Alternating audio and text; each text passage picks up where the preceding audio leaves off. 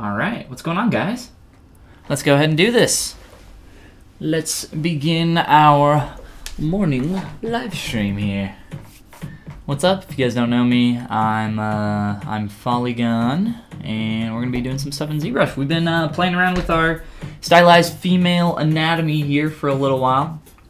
I wanted to show you guys some updates since I've made from the last morning live stream. So this is about where we left off last time. I can go ahead and drop that on my canvas and show you guys some of the changes that I've made since then. So some major proportional changes in certain areas, namely the legs, and kinda shrinking the head just a tiny bit there. But then yeah, I started to combine a lot of these parts, as you can see, and just kind of making some different landmarks here on the back and stuff like that. I really don't know how much of that I'm actually going to keep in there. Honestly, it's all going to be covered by clothes, so it's not a huge deal. Juntae, the TSA, is here with us, viewing us to make sure that we go safely on our travels. And Hudboy, what's going on, guys? Welcome to the stream. So yeah, this is kind of the progress that we've made since then. There's still quite a few things that I want to do. I need to raise up the kneecap, which has been bothering me for a little while. But we're not actually gonna be messing with this character on this live stream, and I am going to change the title of our live stream, because currently it says stylized female anatomy, because that's what we were doing last time, and I forgot to update that. So now it's updated.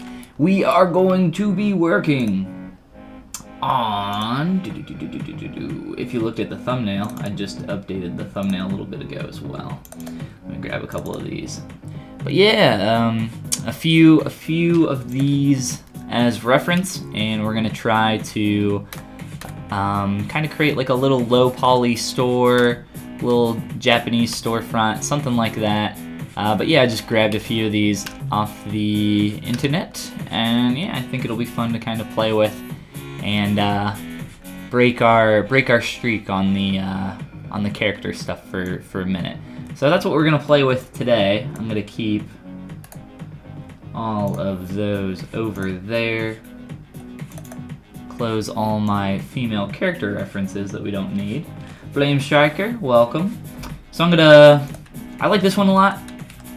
There's another one. This one's pretty cool. I'm gonna kind of just combine elements from all of these, see what we can do. But yeah, I thought that would be fun, and maybe I can throw one of these in my ZBrush window so you guys can kind of see what's going on too. But let me, I don't know, open up a couple of these and we can go ahead and do that. But yeah, for those popping in, female character progress. I've done a lot since our last stream. So what do you call the characters who are not much stylized but not look real, like the ones in Final Fantasy characters? Stylized is a very broad term. Anything that's not realistic is stylized. Stylized means just having a style, a particular aesthetic that is not realism. So yeah, I don't know. The Final Fantasy characters are kind of anime style, I think. Somewhere between anime and realism, which is a really popular kind of style. Overwatch, I think, kind of does that as well. A lot of people do that. But yeah, I don't know. I think it's still stylized all the same.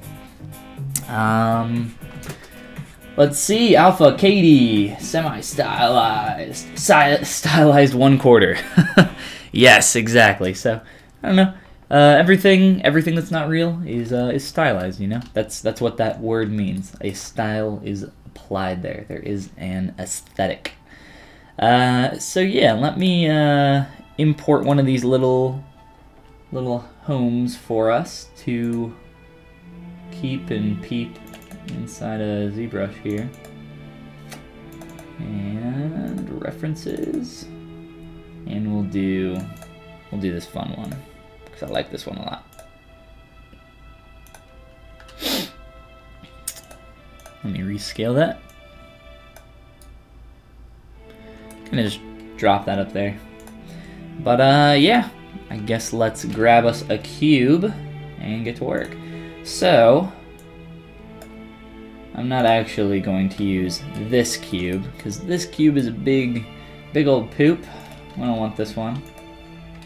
We want this one. Initialize that down to be as low poly as possible.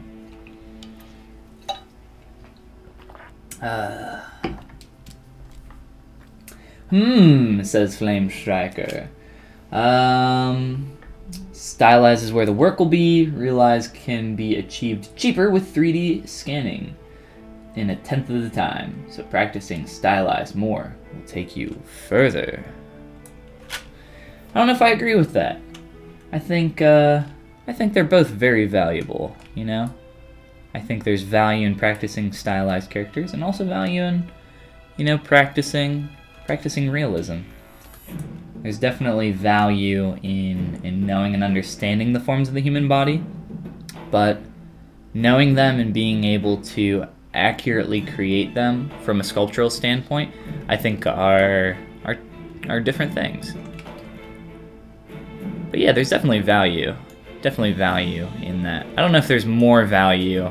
I don't know if I would say that there's more value in one over the other. So I am scaling this cube up, or not, if I grab the right button there. And just kind of get that into the basic proportions.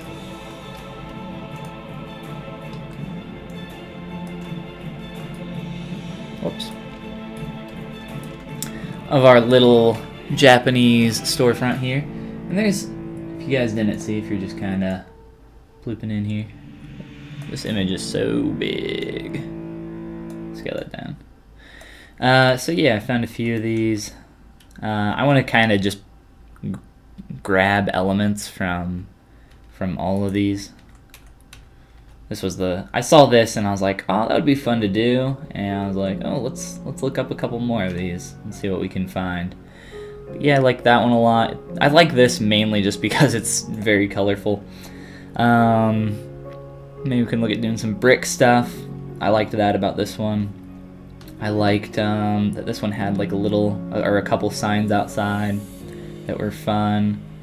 Yeah, little Coca-Cola machine.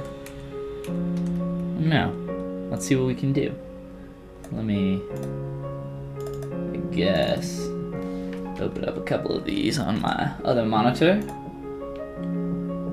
Gotta go buy lunch. Yes, do that. Do the food thing. Everybody, go do the food thing. Don't forget to do that food thing. That's important. Okay, guys. So, I want to keep this really low poly. And I like doing stuff with decimation master, so we're gonna look at creating a bunch of little parts here, and I think that'll be fun. We'll just create, I don't know how deep back this goes, but I don't know, we'll just play with it. And play with creating an awning and a little second floor. So let's go ahead and poly loop. Honestly, like, I thought it would just be fun to kind of take a break from the character stuff for a minute. So let's do that. Oh. ZBrush said no, don't do that. That's okay. We'll try that again. So if you guys don't know, the Z modeler brush, the thing that I was just using to do the poly modeling there, the Z modeler brush really doesn't like creating poly loops when you have symmetry on. And it has been a problem since that first released. Since that tool first released. So, if you guys are experiencing some crashing, anything like that, while you're using this brush, just turn off. And honestly, I can't replicate the problem. It only happens during certain points. So, a lot of the time I try to just turn it off and not worry about it. So I'll explain a few of the things here that I'm doing. I just Q-meshed that in. A couple of the options here. Let's re-import our little storefront. Try not to let that crash again. Hopefully we don't.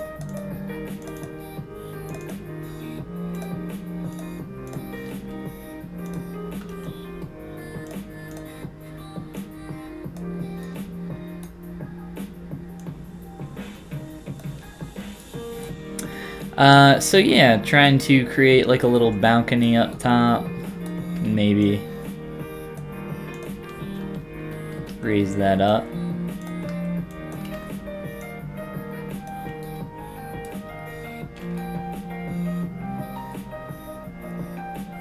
Got some warped perspective going on there. Not a big deal. This doesn't have to be incredibly accurate. But yeah, got our little balcony planned there. Now we can do like a little bimini top here and up top. Let's open up our palettes. So for stuff like the little stake or pillar holding up our platform or our like bimini, looks like a kind of a terracotta roof up there. For something like that, I would not extrude that from this geometry. I would just create a separate subtool for that. Same with the little bimini terracotta roof and the cloth top there. So let's look at that next, as well as this little sign. We'll just duplicate our little cube here that we already have and drop on back to that 111 cube.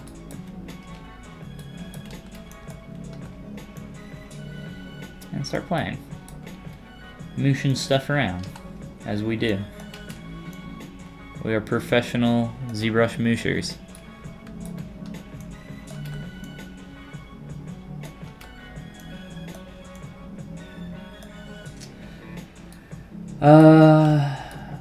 Been struggling to get your head back into art again. Been trying to brute force myself by forcing myself to do head sculpts. But all it's doing is annoying you. Oh no. It's not a good place to be. For sure. And I think everybody's been there though.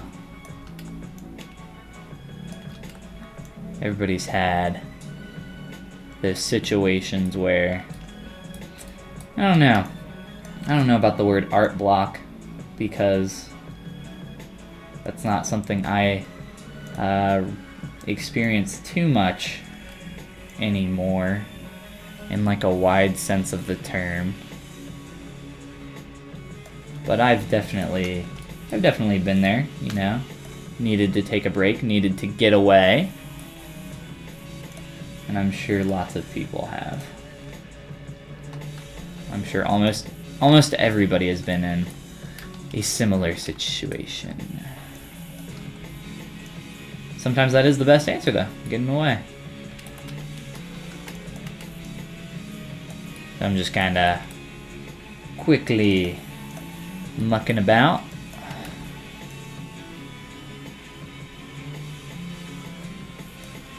Placing some of these.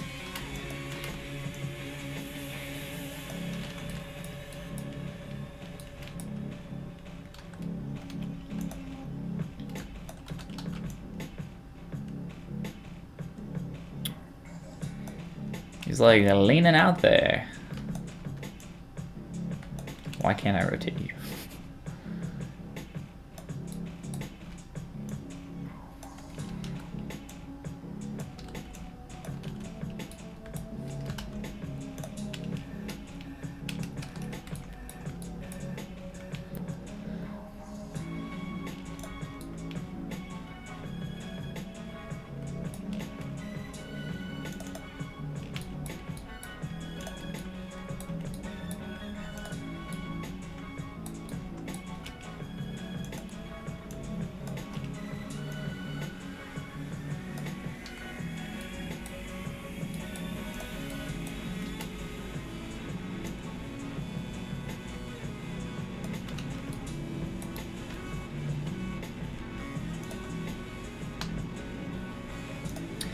Now, I want to put like a little edge, a little beveled edge around this side.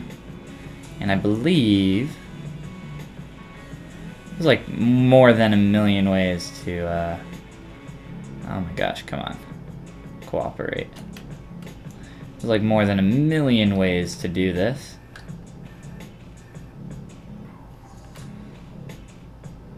But I'm gonna try to just bevel that front-facing poly. Oh no, it's not doing the back one for some reason.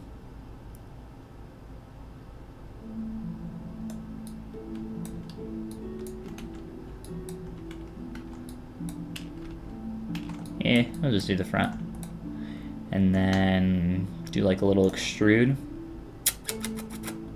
on this.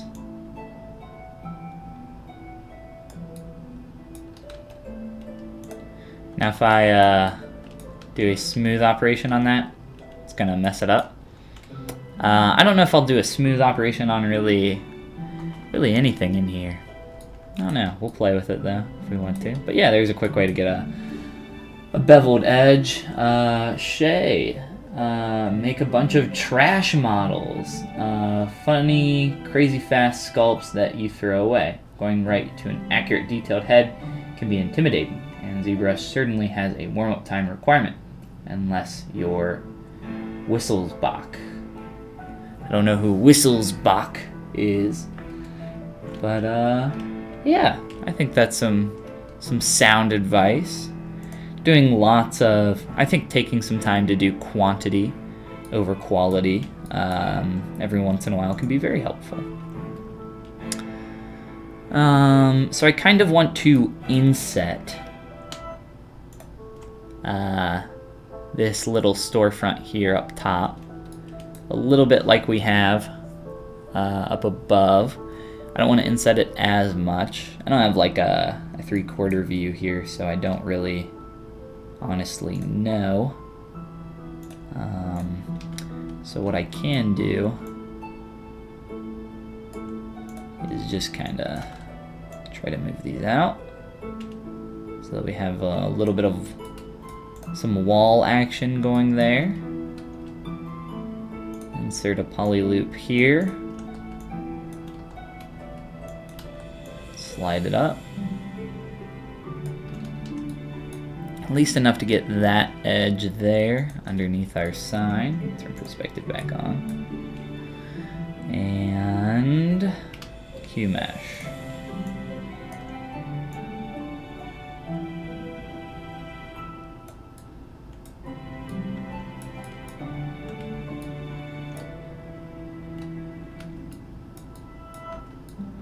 Not that much. I'm going to insert a poly loop there, and that'll tell Q-mesh not to go back quite as far.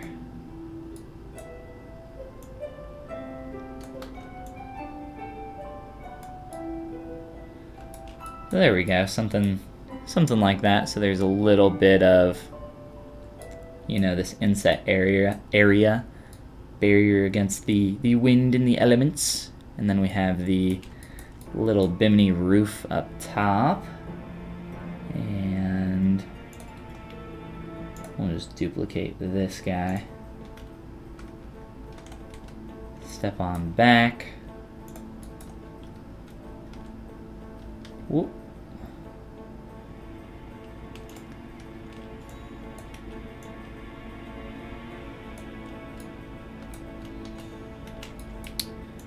Snap our transpose tool.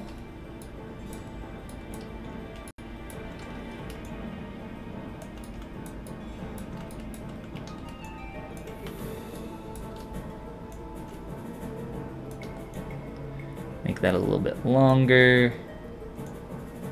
Maybe rotate some. And I guess the sides of this little bimini thing would be covered up as well, wouldn't they? And I think there's going to be some little pillars or little bars kind of holding up the corners of this coming down. So I think the easiest way to do this is to just make a block extrusion down first.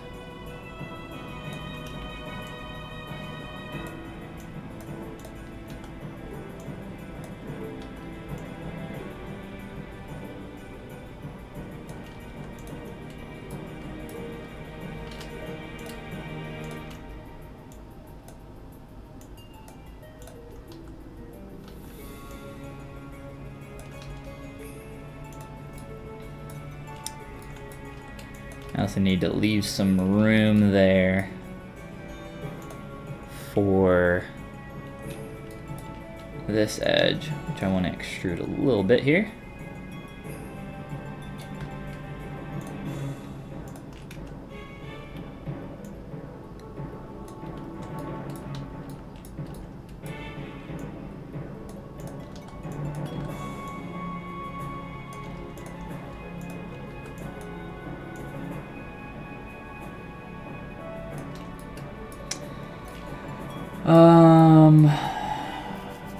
Let's see.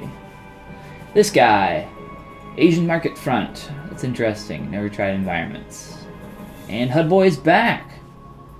Welcome back, guys. Welcome back, HUD Boy. But yeah, that's why we're trying something different, something new today. Insert some poly loops in here. And let's see, Shay is linking Twitzelbach, doing a bunch of jewelry stuff. Some fun jewelry. Oh, let me see OBS. Got all my chats and stuff in the way.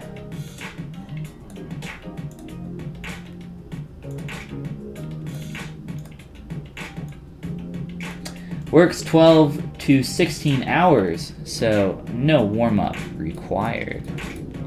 12 to 16 hours every day. That'd be quite a lot. I'm gonna move these edges out and also need one for the front here. So I'm gonna do the cheat way. Just slice it. Just get a quick edge loop in there.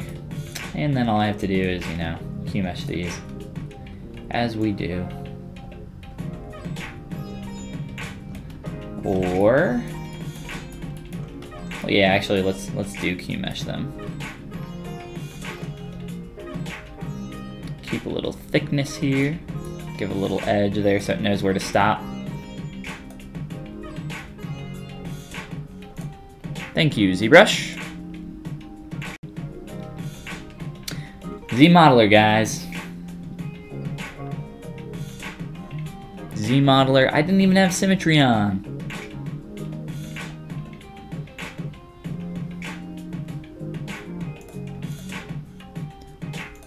Did we? Nope, we did not. Look at that. No quick save. No nothing. Well, guys, we have a cube. That's depressing. We didn't lose that much work, though. Alright, let's play. And quickly get our stuff back. Because now we know what we're actually creating. I'm actually not going to import the image here, because if it crashes again, I'm just going to have to re-import it again.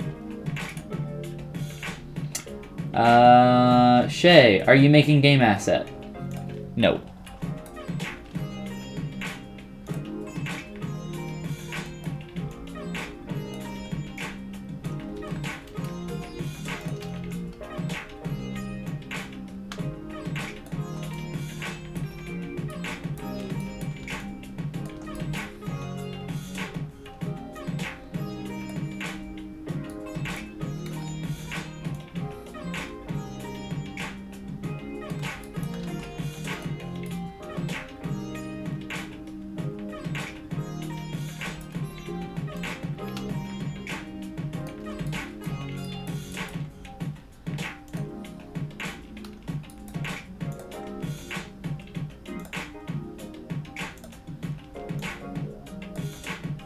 turn our quick save preferences down.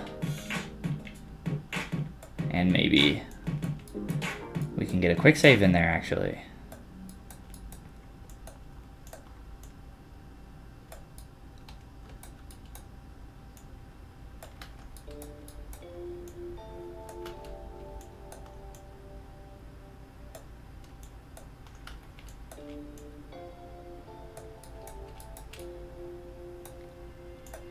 Not too long to get our base shape back.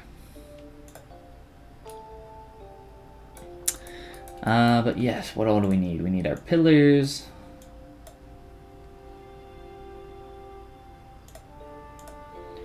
I will import it real quick. It'll only take a sec. Hopefully, fingers crossed.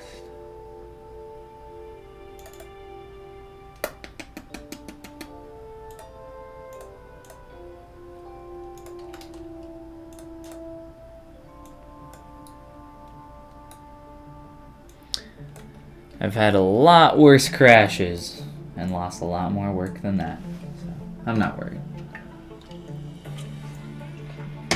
Yeah, that was truly a random crash there, for sure, Miguel, and welcome to the stream. But yeah, normally I can somewhat dictate and be knowing of when that sort of thing is going to happen here with ZBrush, simply because I kind of know its little quirks and what'll do it. But that was a pretty weird one, just kind of on a Q mesh operation. I probably just clicked on something a little too quick and ZBrush freaked out, as it does. Reusing parts and pieces can maybe cause some issues as well, just the way stuff is named.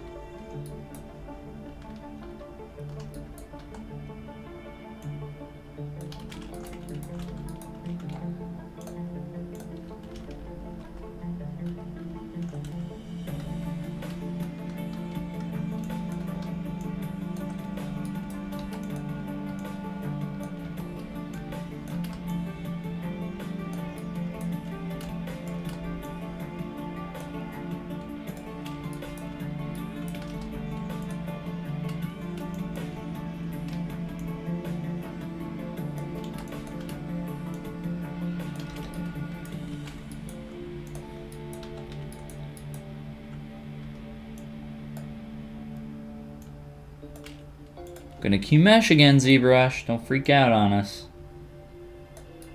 Okay. Alright, thanks.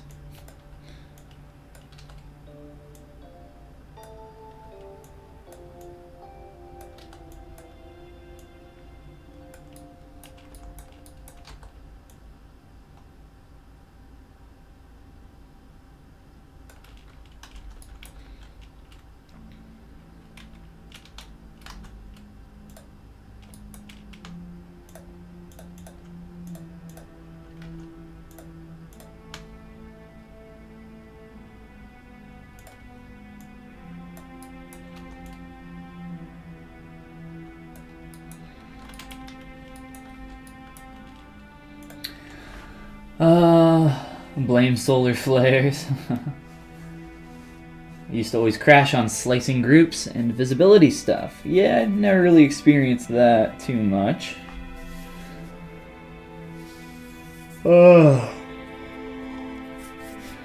Yes, architecture. Architecture. Some low poly stuff. Hopefully if we, you know, last that long without a crash again.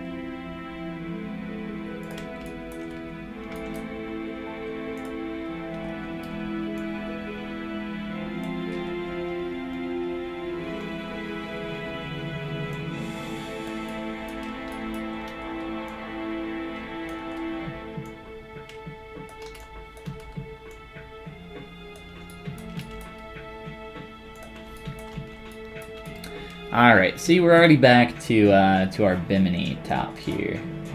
So let's try to do it again. let's try to do it again. And hope we don't crash again.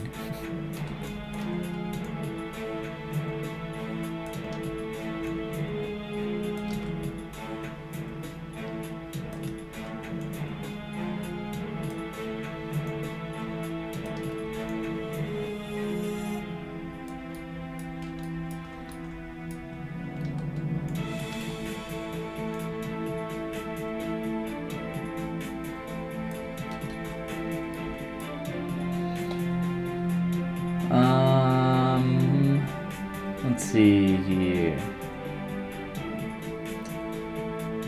How do you align that transpose line on the line in the model? Magic! Top secret.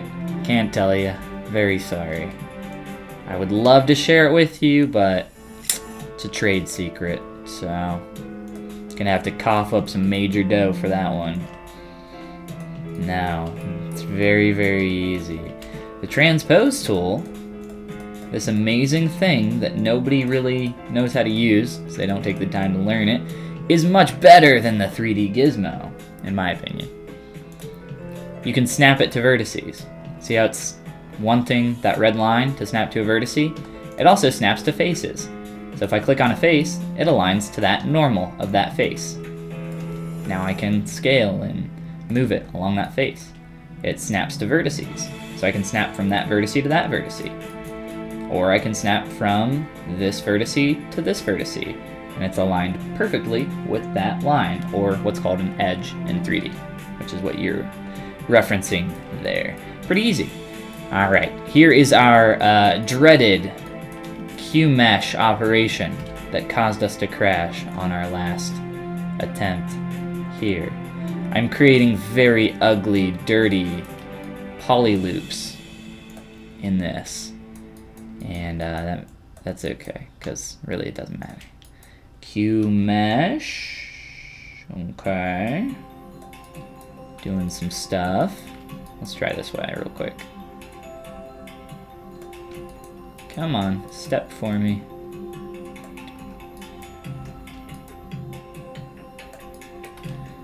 I don't want that to go all the way through.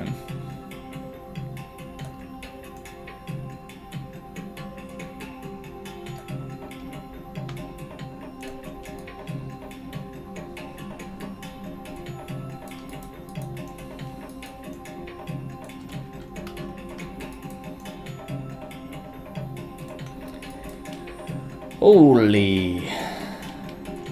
Come on. Do the thing. Okay. Don't do the thing. That's fine. We'll say that's good enough.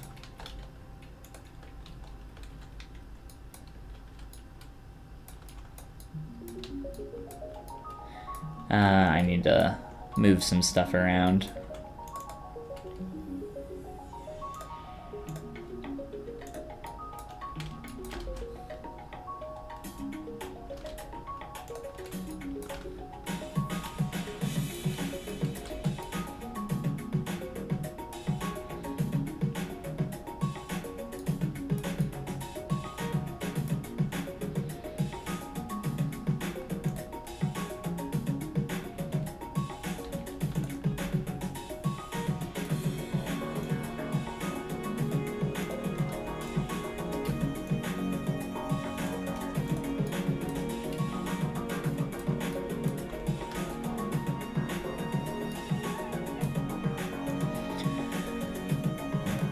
Cool.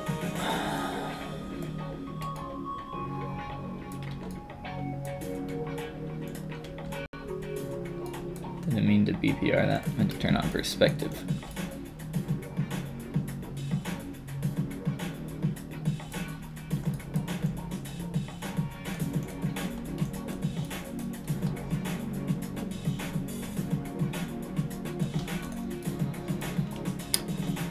Same thing that we can replicate up top with the little bimini, but just a quick cube instead. Oh.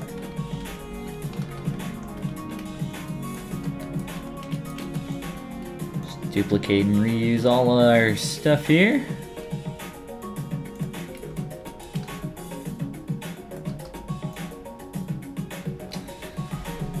Dropping transpose knowledge. Didn't even know that, yeah.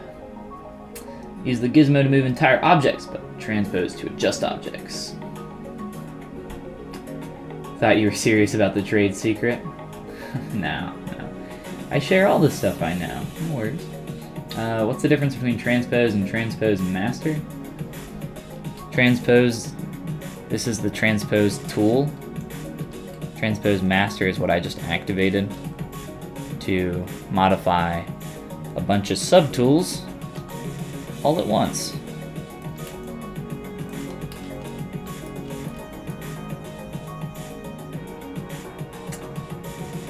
Shay sends an emoticon image. I don't think that appeared in chat. Let me see.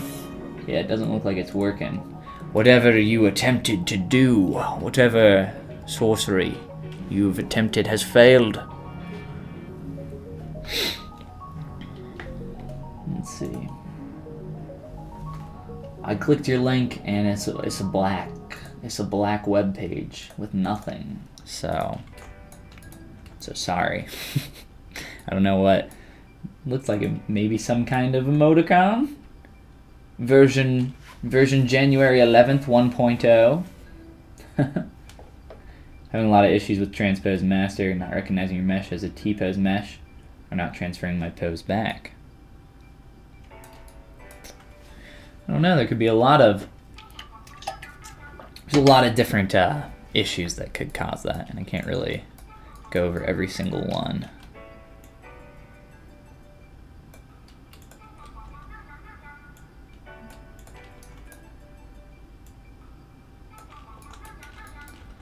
Alright. Trying to kind of mess with my proportions of my structure here a little bit.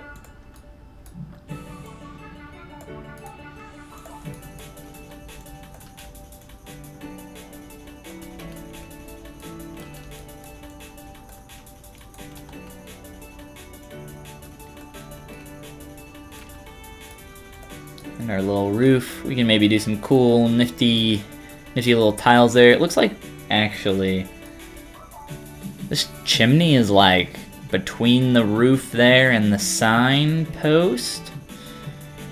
So, let's do something like this.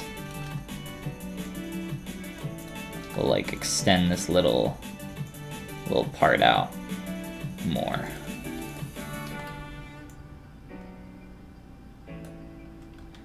And I'll make this more straight.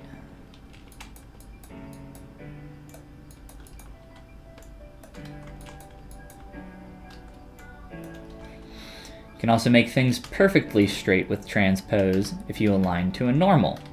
So I clicked on that bottom face to align to the normal, held shift and did a rotation, and it snapped to the perfect up and down, axis there. I know that's perfectly straight because it lines up with my transpose tool perfectly. So, another little thing there.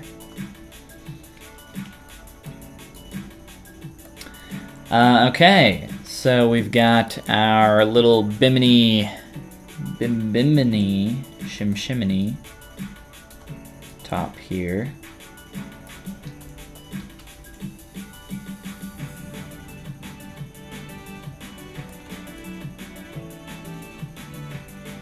Or actually, let's make that wider, more wide, and also a little bit shorter. Quick save. Give me these.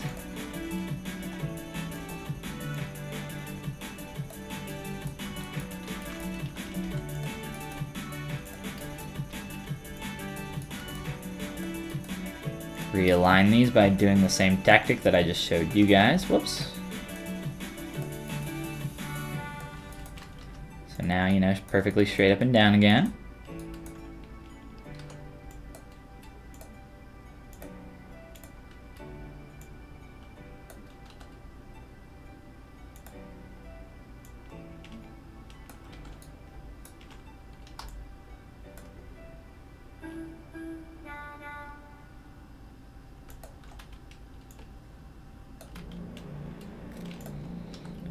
Can do this, so I can align there, and then just kind of click that middle circle, and now it's perfectly aligned there. Another nifty little thing you can do with transpose. A lot of stuff. Lots of things like that.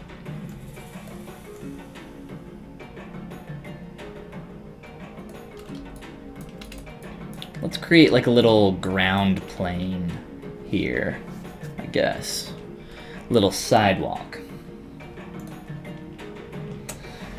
Rohit, what are you doing? I am working on this little building dude over here. You finished your seahorse. Now you're posting it on ArtStation. Rohit, you were so excited about your seahorse. I am also excited to see your seahorse. Oh, I will take a look at it for sure. Whew.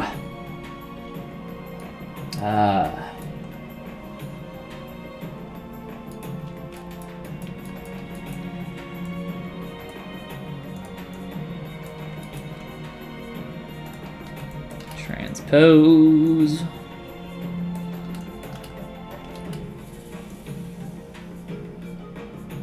Give us a little sidewalk strip in here.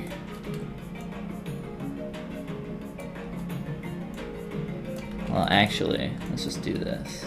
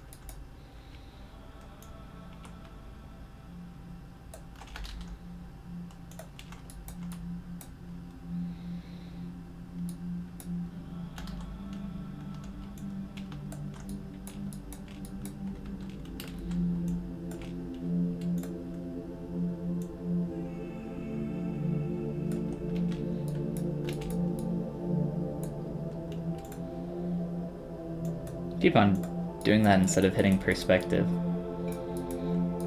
But yes, quick save. Oh, I'm sorry, Roberto. I misread. Rohit was also here, at least just a moment ago, if he's still watching. But yes, well, welcome, Roberto. We'd love to see your seahorse. So what do I want to do next? Looking at some of my other images. I'm not gonna copy this particular storefront. I kind of wanted to use this as a good base for getting all this stuff in. But yeah, I got one here with like a little Coca-Cola machine and stuff. Some other fun little things out here.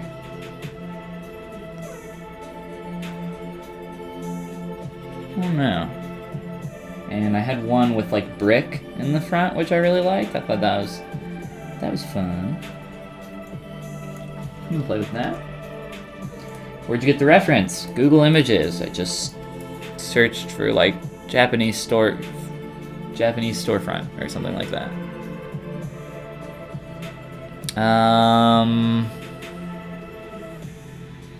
Yeah. Let's do.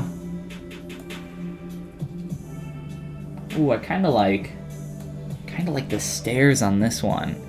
So let's do like some stairs, like a little Coca-Cola machine out front. Maybe like a garbage can with some jugs on it, some bottles. Come on, Windows 10. Let's do that. Let's try that. That'll be fun. Okay, so a door. We'll continue to use our lazy slice curve method.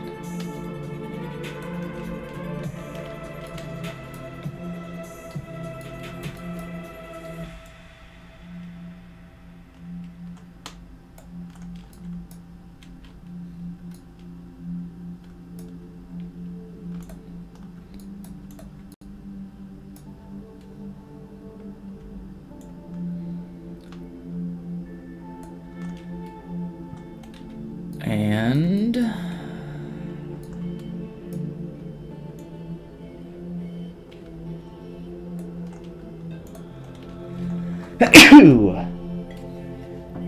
excuse me. Alright, Z modeler, and just Q mesh that back.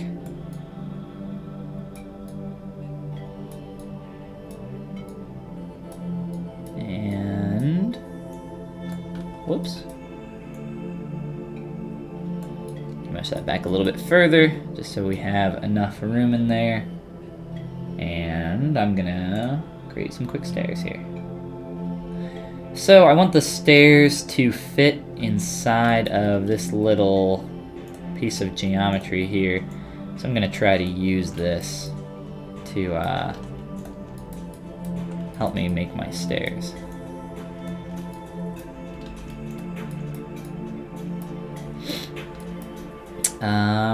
So how do I want to do this? I'm just gonna extrude this up.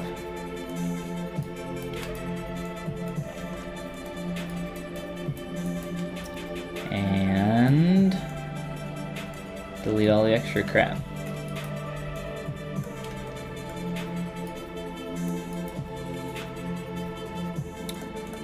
And then bridge, edges. Easy enough. Now I have a piece of geometry perfectly inside there. Height for our little stair.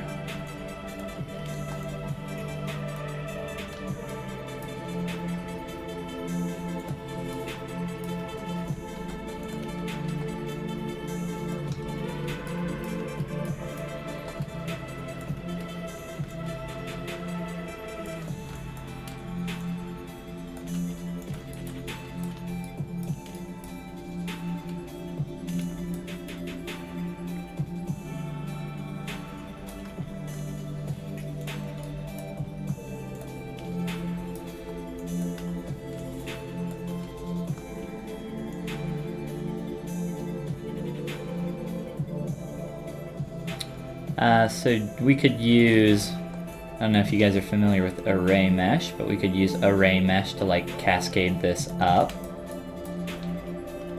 which might not be a bad idea. Let's try it, since I don't use it very often.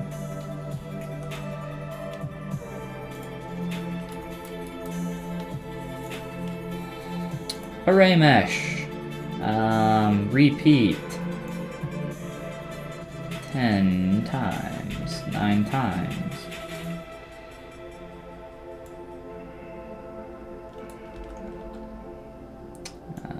Let's see here.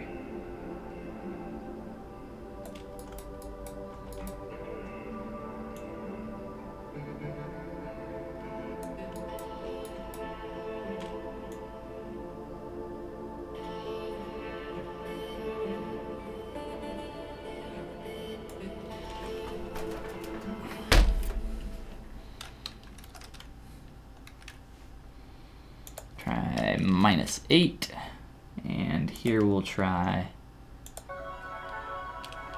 1.5, 1.8. Sure. Let's see what that looks like.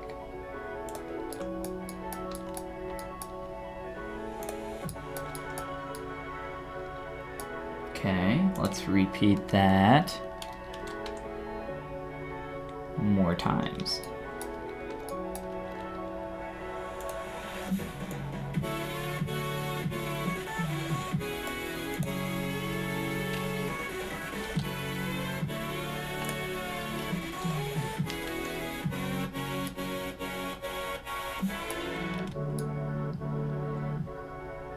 Want that to kind of look like it's disappearing up there, and then make mesh. Now that's actual geometry.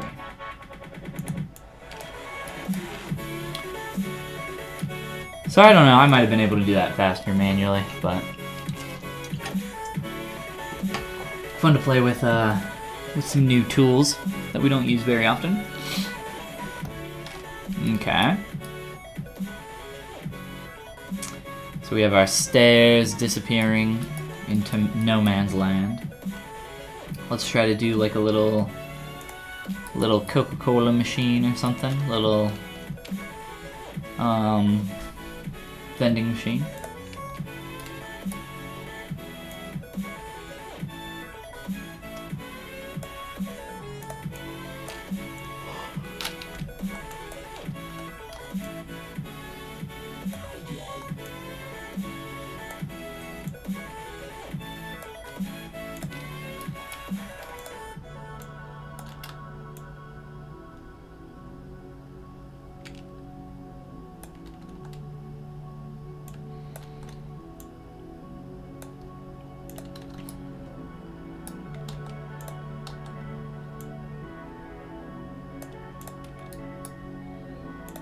It's a long vending machine.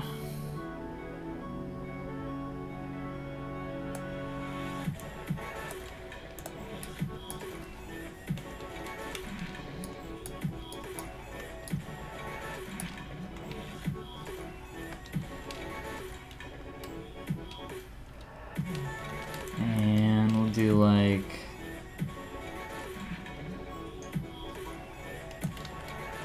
some kind of like little Gomibako garbage can kind of deal or something.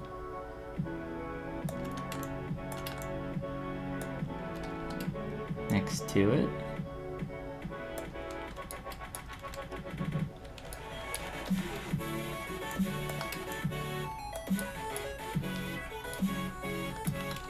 And we can put some like bottles on top of that or something.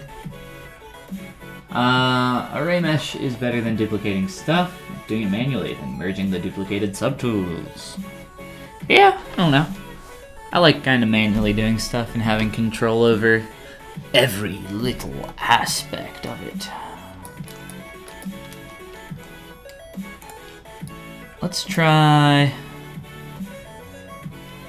getting some little signs in here. They're fun.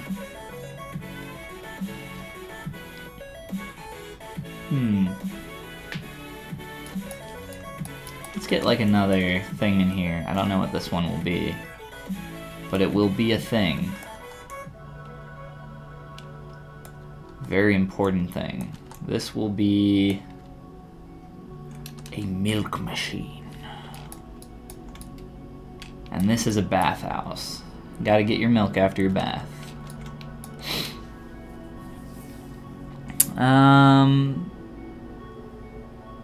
How are these gonna work with my little Bimini top right now?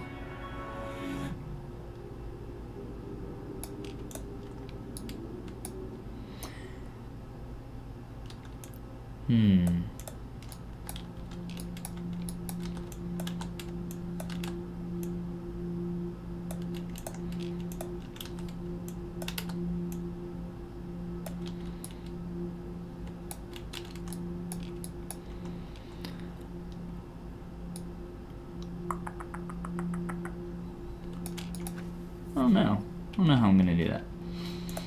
I'll duplicate and if you're gonna make a cylinder and initialize a cylinder, I always do a 212Y cylinder. And the reason why I do that is because it gives you the a hexagon, or I'm sorry, an octagon. And I think hexagons work.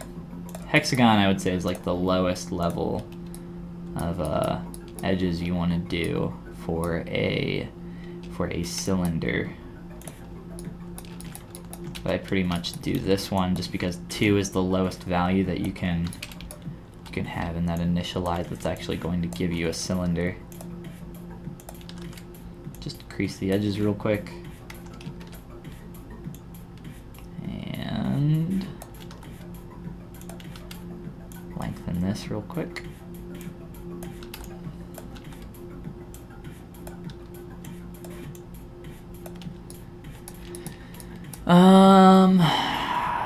We got like a cool little pipe coming down too. We can do like a drain or something. I think that'll be fun. I don't know how or where I'll have to create like maybe a little something sticking out, holding on to our little signage. Looks like there's another little spout coming out over there as well on our reference. It's cute. We can do that, try it out. Maybe put some like windows or some other stuff on the sides.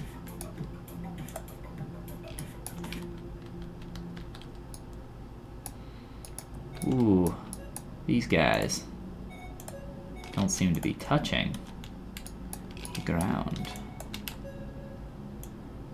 There we go.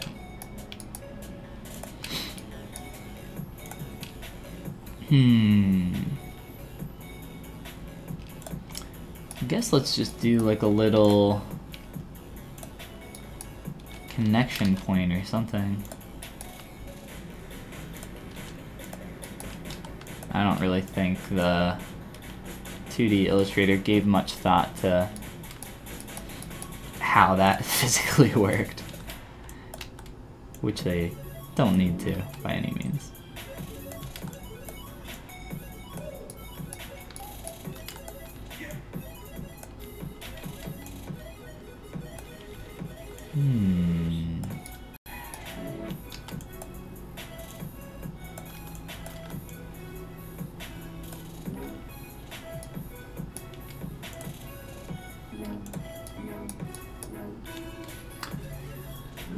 Just sent my artwork to share your work on the ZBrush Discord.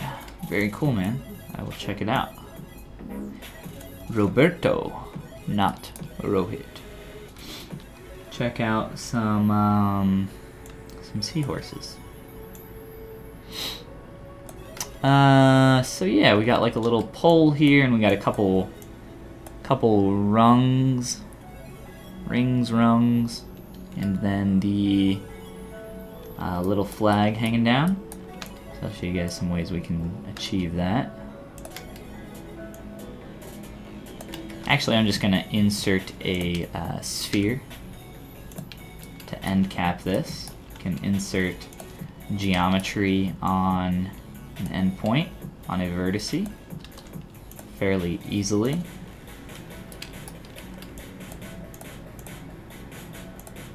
Didn't line up perfectly though. I'm not too worried about it though, since this is just like a fun little thing.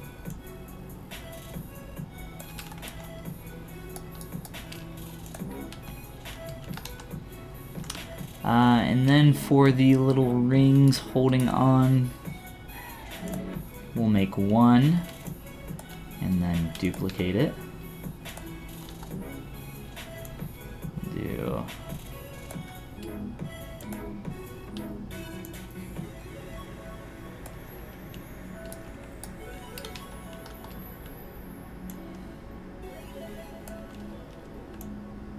something like this, and then split the point. Whoa.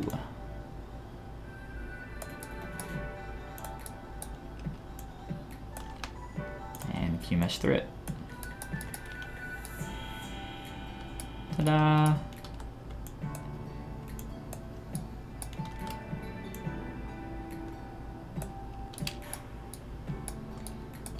And just a few of those.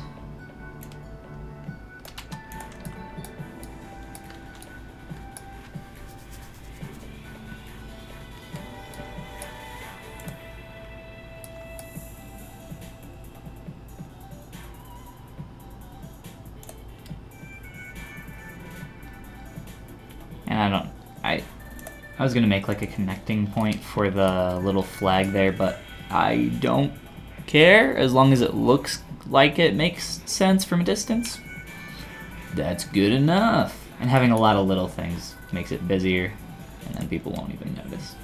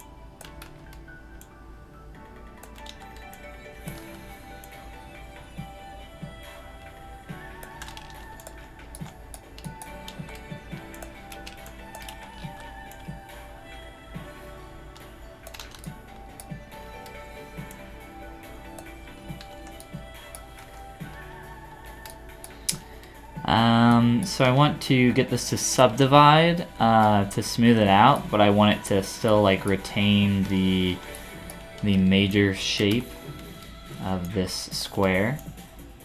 So this cube, if I subdivide that normally, you see what happens there. So I turn off smooth, the smooth modifier there, just divide a few times, and divide after that, after turning smooth back on, and there we go.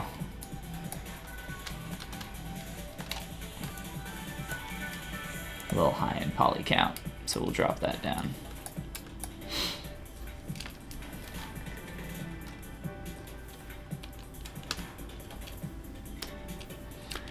And then there's lots of ways that you can create folds in something like this really quick. The way I'm going to do it is just mask it out.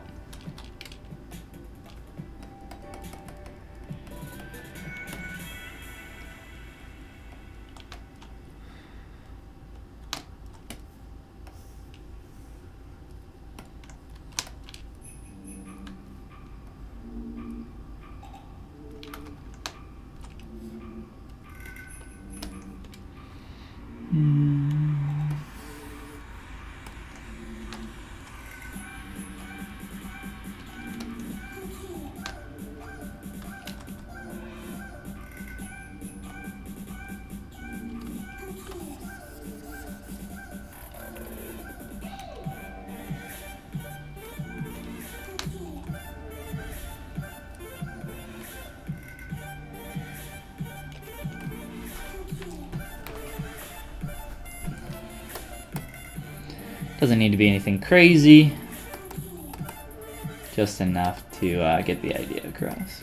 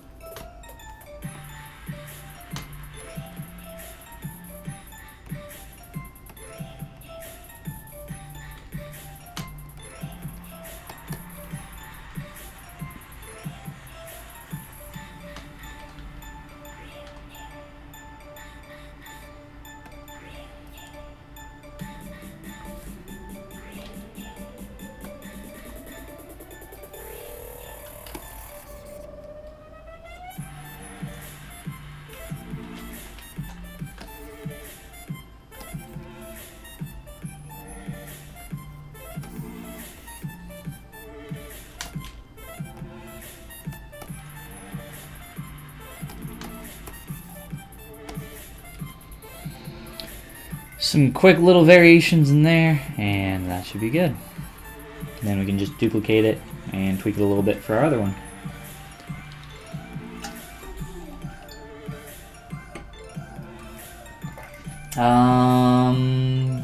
Anything FX? Great job. Got a question, what display to use for sculpting? What display? Not sure what you mean by what display, but thank you. What do you mean by what display? Are you talking about my monitor? This is a Cintiq, if that's what you're asking. I don't know if you're talking about like display settings or what though, but this is a Cintiq here. My actual hardware. So yeah, let's see here. What do we want to do? We want to combine some parts and pieces, of course. So let's do that.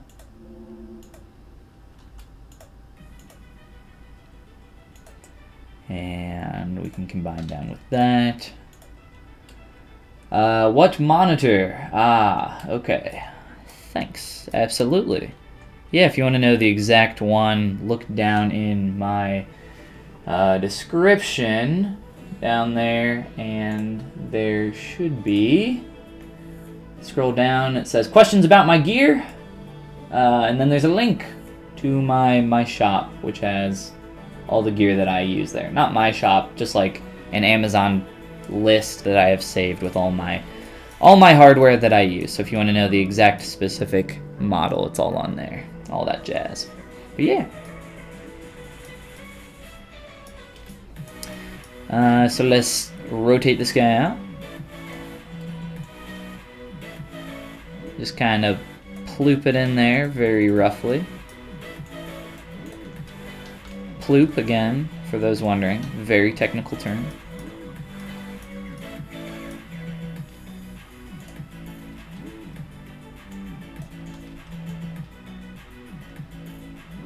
We'll rotate up.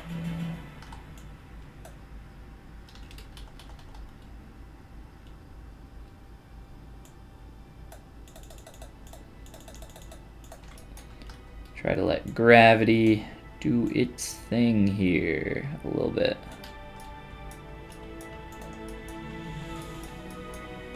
And there we go.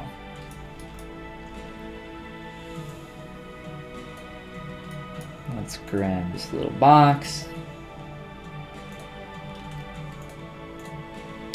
and get that on the other side.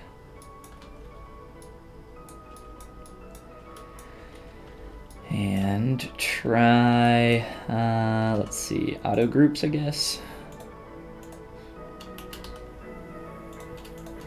And we'll mask all that off.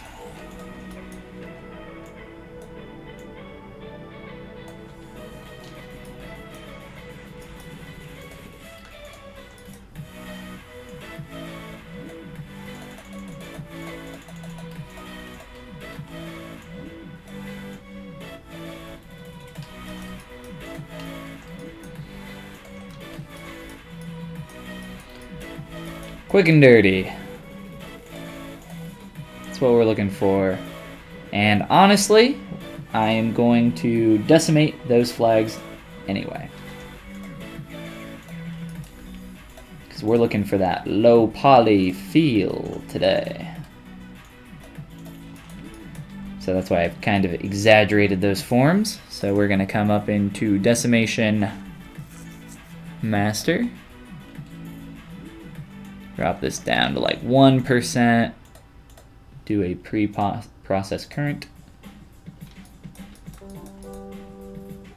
Decimate. Not low enough.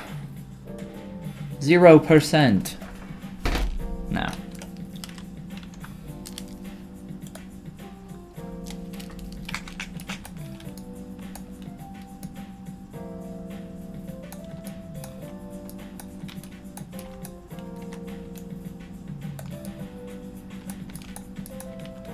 We'll try that for the time being. But yes, anything rounded, we will decimate. Okay, what's next? What's next on the list, guys? This chimney, I think I was talking about right before we crashed last time. So yeah, let's try to get that in there.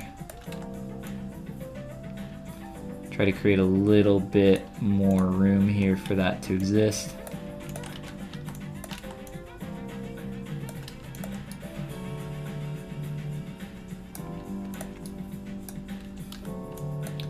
I'm gonna create like a little railing up here as well.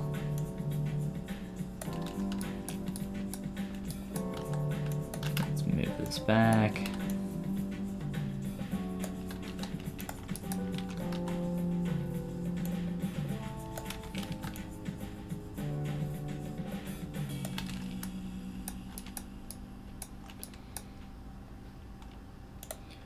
Duplicate.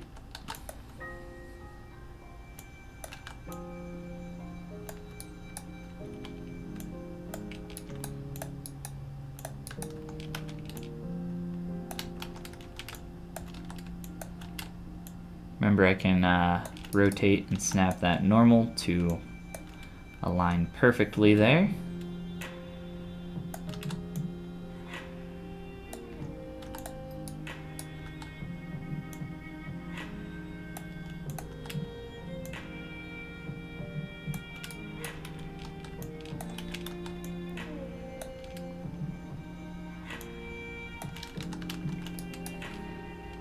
And we can do like a little railing with some quick poly modeling. I'm gonna insert a poly loop, and we're gonna do it in a special way. Because if you click and drag, you can get multiple quick little poly loops here. So I'll do that. And then I'm just gonna come through and highlight some of these.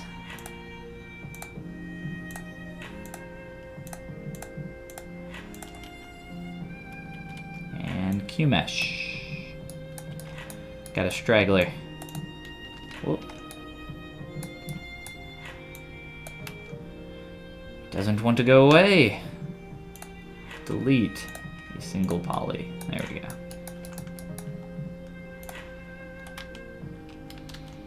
Mirror and weld that over to the other side.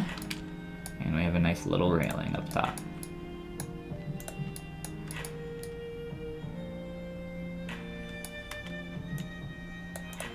I'm gonna try to do a deformation deflate to thin these pieces out. A little too thick up top, I think. Try to make that a little bit better.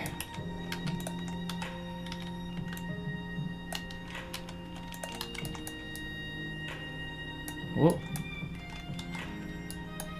Poking through the other side. Alright, and now for our little chimney friend.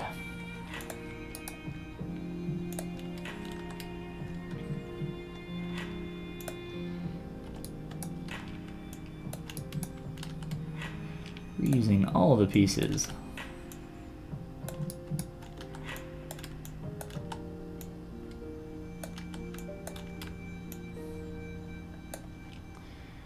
Make like a little chimney here. I think it's like a little wood burning stove or something. Not positive.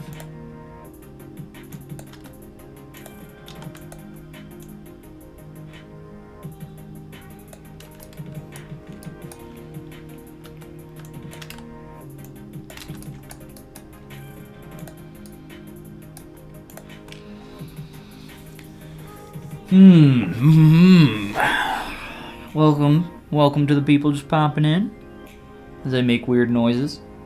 Sorry, I'm a weird dude. We're doing some poly modeling, some low poly stuff, and just kind of playing around. I actually should start adding some color to this here soon to make it a little bit more colorful, more fun. So that's the whole point of this.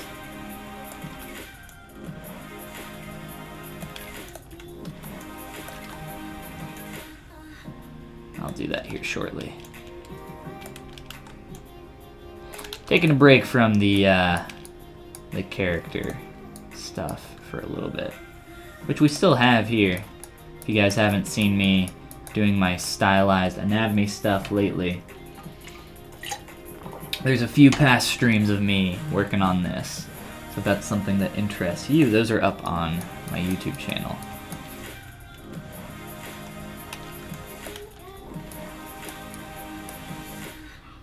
This little chimney thing really goes up there, huh?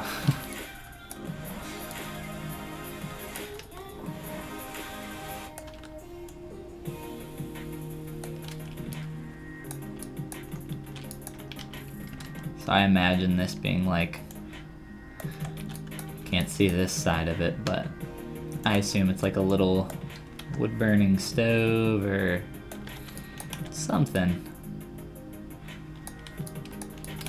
I don't know.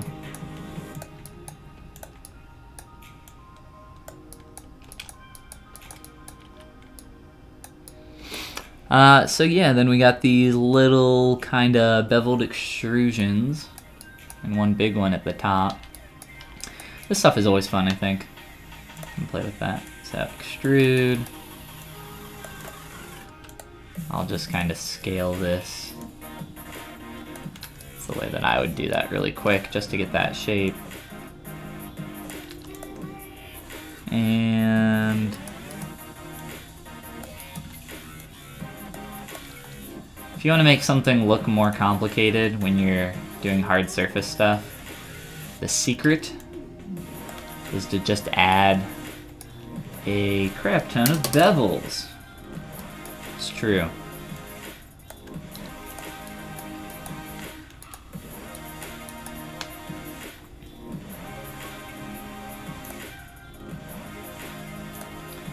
We'll bevel that edge just enough that I can kind of Q-mesh it in a little bit there. And for a couple of these parts here, I don't like how tall that is. I think it looks kind of silly.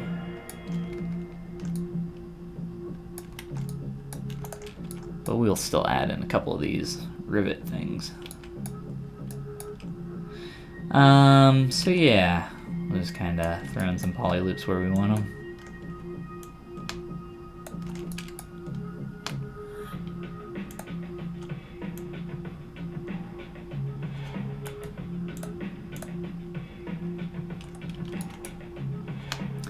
This one is pretty flat, it looks like, so just an extrusion, poly loop complete. Flat shape, and then these ones. Fun fact, after you do a poly modeling operation, if you just click, it'll repeat the same distance that you do that thing. So I extruded, so next time I click, it'll extrude the same distance as that last time. So I use that all the time.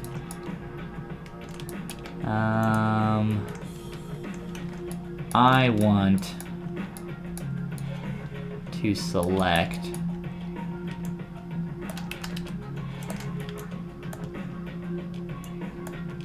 only these and only these outside edges.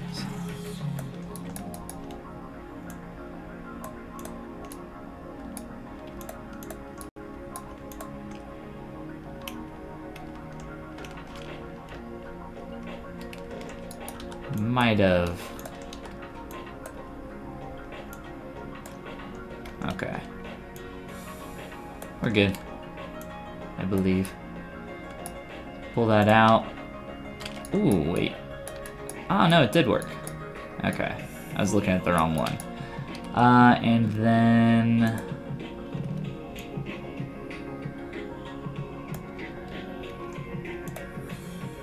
see if I can kind of cheat this. I don't have to do it twice.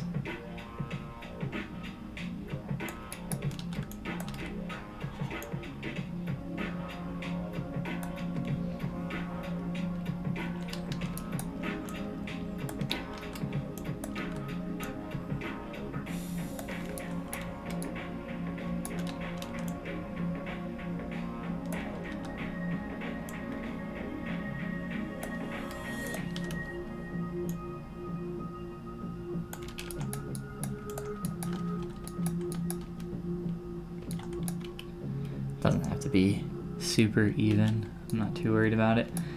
But yeah, I don't know, we can add additional little bevels and stuff in here if we want to do that. Bevels and extrusions. Add like little additional details in there. I don't think we need to go. We don't need to go ham, but just a couple of little things here. Make for some fun.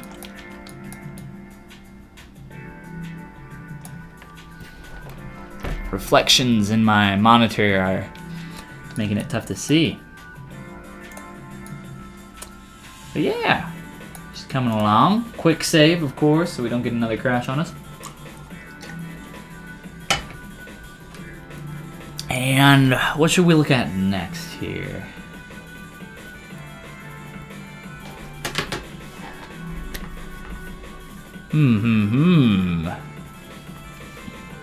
Could detail our little sody pop machines in the front. Maybe add a little sign out front. I like that. Where'd my images go?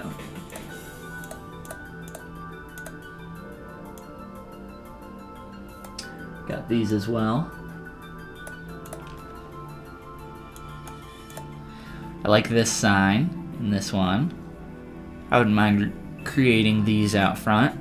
Doing like a little telephone thing or a bike rack or something. Some interesting little things on the side. A little AC unit in a window.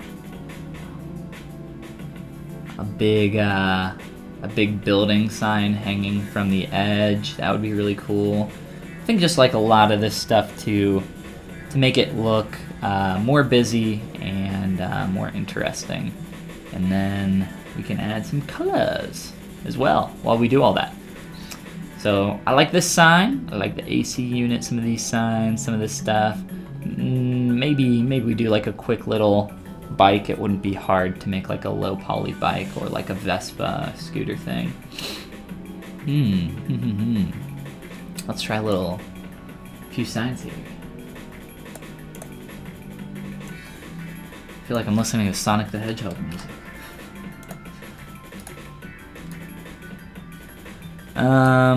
So that side, that big thick sign can be very easy to make. It'll take 2 seconds.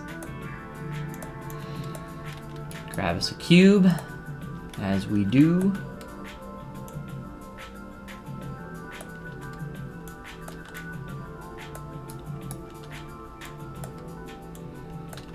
We're already halfway done. And just some quick connection points. Or actually, we'll make it a little bit more even. So if I bevel these. So bevel one and then click and it'll duplicate that. And extrude, whoa, nope. Extrude a single poly. There we go. Just like that. Got our little sign up top. And actually, with the new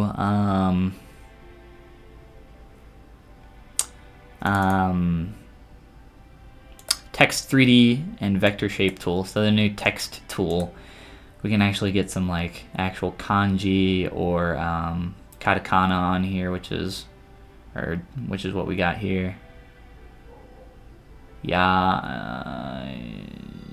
Yakusu? I don't know.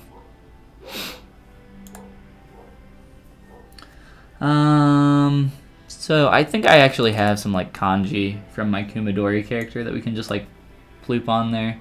Nobody's gonna know the difference. Nobody's gonna know what it says. Only a couple people. Let's see. Going to the backlog.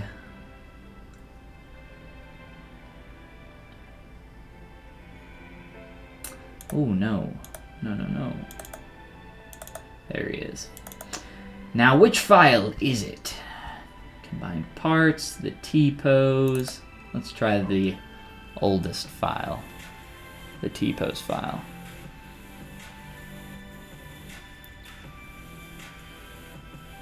Because I just subtracted some characters from this. You can see the negatives up there.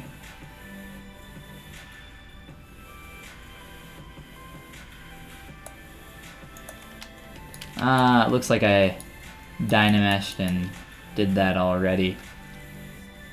But yeah, there's Kumadori if you guys were around for me working on that. Had a blast working on that dude. Delete others. So I think what we're gonna do... Stop slicing. Didn't mean to do that.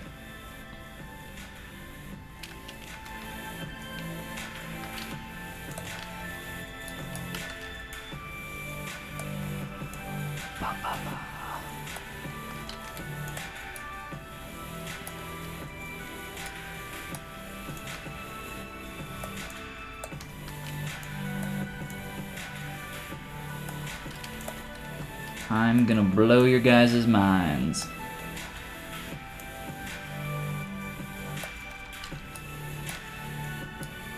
Oh, right after I rotate this one the correct way.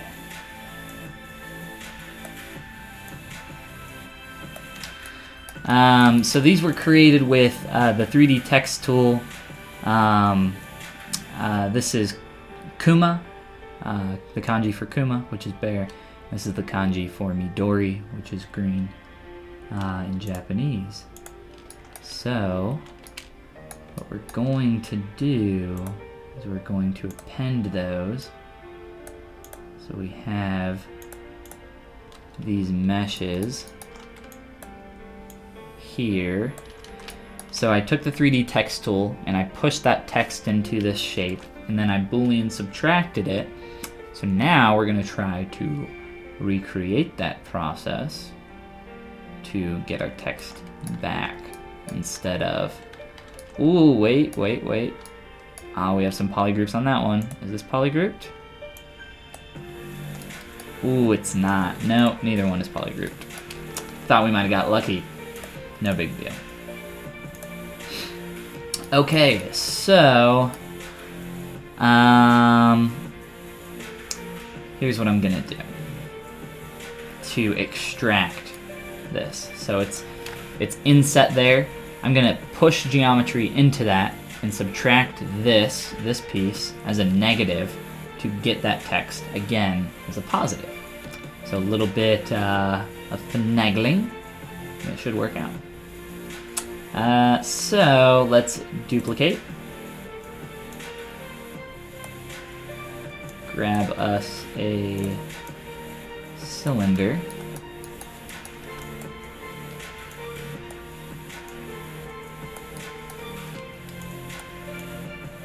This is just so that we can get some text on our sign nice and quick without remaking anything. That would be fun to have some quick little Japanese characters on there. And I like reusing what I already have. And Kuma Midori, or Midori Kuma, sounds like a cool name for a store.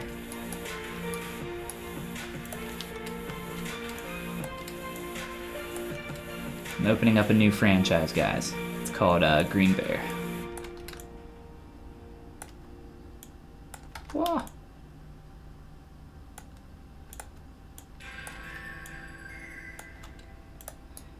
Making sure that none of that text is visible. Whoop, some of it is.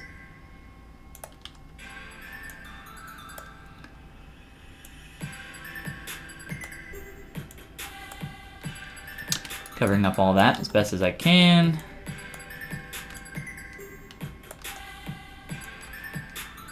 Coming over here, doing the same thing.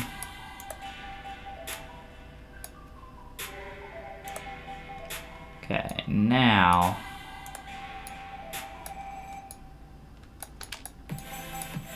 I need to make sure that these are, I'm gonna do these one. Let's try this. Try to make this easier.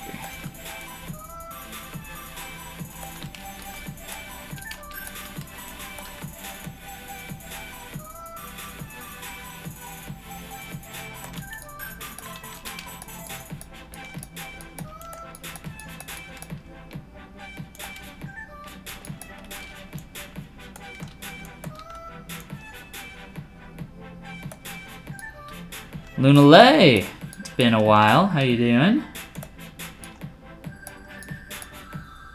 New project? Not really. Just kind of a fun little in-between thing here as we play with creating a little tiny storefront here. Nothing crazy. Some fun stuff. Right now we're doing a little bit of a complex workaround option here. We're gonna try.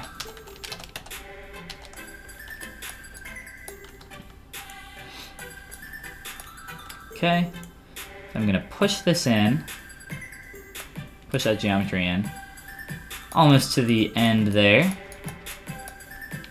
And I'm gonna turn on live boolean, and I'm gonna subtract that geometry.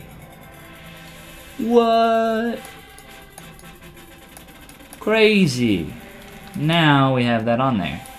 It's backwards. Can flip it. It's not hard.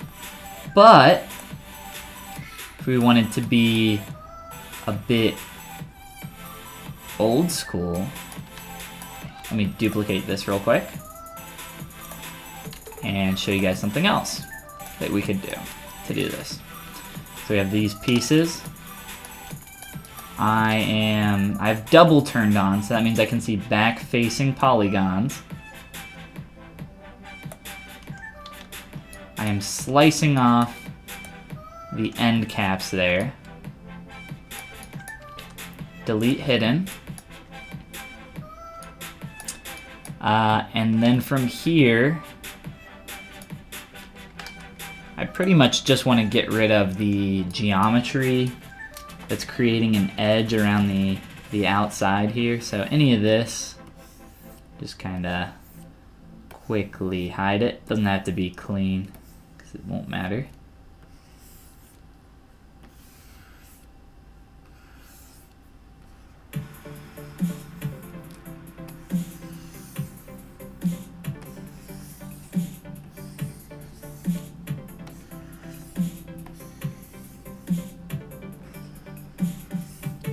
Just making sure that I don't hit any of those faces there. So now we have that, and now a little move, back face masking, and it's a little dirty, so let's undo that.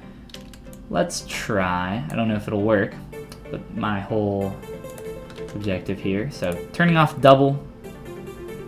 So this is how it should be. But if I flip my normals, now they're all facing this way. And if I do a high enough Dynamesh, you can try like a close holes operation, but it's not going to close the way we want. It's going to close over a bunch of stuff. So Dynamesh will smartly close those holes. This is why I did the live boolean method, just because it's a little bit easier. And we can attempt to let that do its thing. But that's how you would have to do it back in the day. You would have to flip your normals, move that mesh. Turning a negative inset like that into a positive wasn't something that you could do as cleanly as you can do right now. We quick saved before we did this Dynamesh, so if it takes too long or if it crashes, no big deal. Finals time. Got a lot to do. No, that's why you can't be here really often at the moment. That's not a problem. Don't worry about it. You don't need to come hang out. Get your stuff done.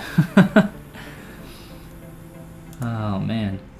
But yes, finals. Finals are a fun time. We won't let that do its thing. Instead of Dynameshing, we can just use live boolean since we got it. Live boolean is our friend. That's why it was made. For us to be used. For us to use it. Grab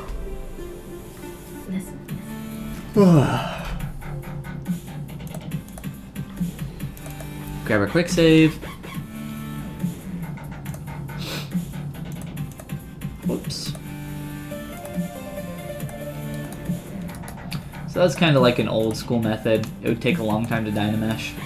But now we got, like I said, live boolean, and look at that. That's nice. That's what we want. So from there, it's a matter of making a boolean mesh. I don't want to miss you sculpt a Nintendo character. Well, I'm not doing a Nintendo character right now. I am doing a stylized female character though, and we've been playing around with that. I don't know if you've seen it. You haven't been around for the streams, I don't think, but here's a little progress update on on where that gal is. And we'll be working on her more. There's a lot of stuff to do. Yeah, I've started combining a lot of meshes, a lot of parts, and yeah, having fun with that. So our live Boolean operation here is right here. And I'm gonna slice off our extra geometry that we do not want. And get rid of it.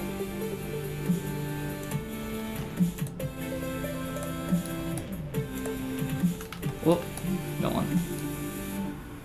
want these as well. Now we have our text here. It's open on the back end. Doesn't matter though. It is backwards, which is a problem. It's not a big problem.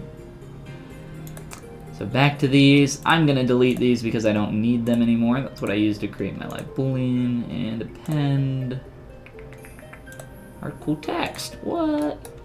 So neat. Yeah, so I want to flip this around the other way. So I'm just going to throw it over here and mirror it real quick. And now it's facing the correct way.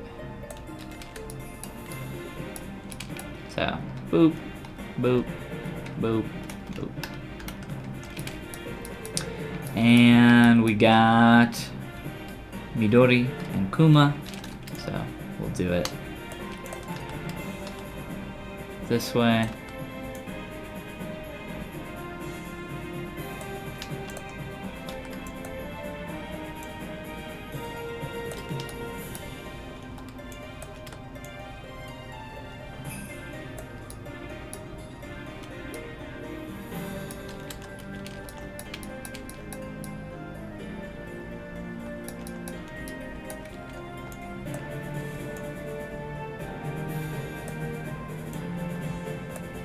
No.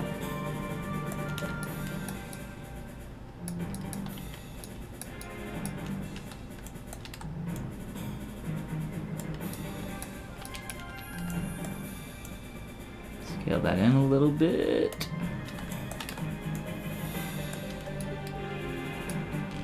And if we want to stretch that, make it a little longer, do that.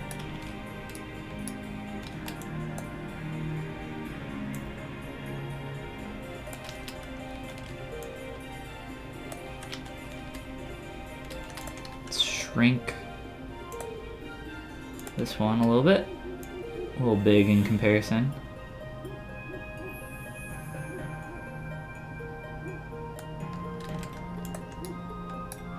And now we have our shop's name, the Green Bear. Kuma, or Midori Kuma. Yeah, so let's see here. What Nintendo character? Says Robert. Also, you kind of forgot about me. I did not forget about you. I'm kind of doing a thing where I'm not going to pull up other people's work, at least on stream, just because I think it could lead to some bad situations. Yeah, so that's kind of my decision. But I absolutely will look at your work, Roberto, and I will comment on it, for sure. So, no worries, I did not forget about you. My little notification is still down there in Discord. I will never forget about you, except for that one time where I've called you not your name, I called you Rohit. That was my fault. That was the one time I'll forget about you. That doesn't count, though. Let's quick save. Import and grab our image.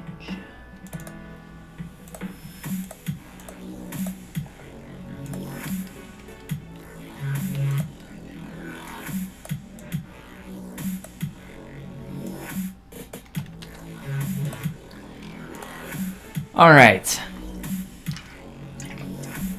So we've got a fun little sign up front, and maybe we could do some more characters on this sign. Maybe not these exact characters, but we can do something similar. And we can use our text 3D tool, which is, like I said, awesome. That's how I originally created this text that you see up here. And yeah, I'll get some stuff on there. Probably won't do stuff on the signs, but we can do a little sign there, one of those little signs. And like I said, ooh, that's the wrong image. This one. A couple of these signs I think would be fun too, and maybe some stuff on the side. We'll play around with all this stuff. Lots of fun little things we can add here. Okay, cool, says Robert. Yes, I'll check it out later for sure. Alright. I'll continue to use my mouse here while I'm doing this stuff. And build a little side platform out here.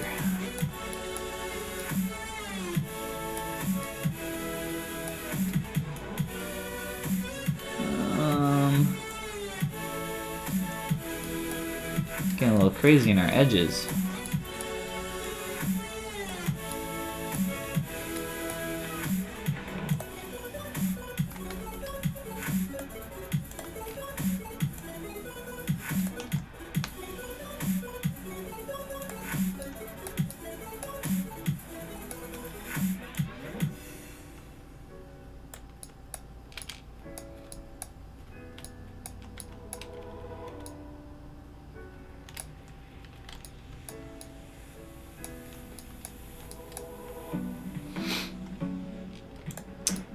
And I'm just gonna grab one of these and use it to place out there to start our shape.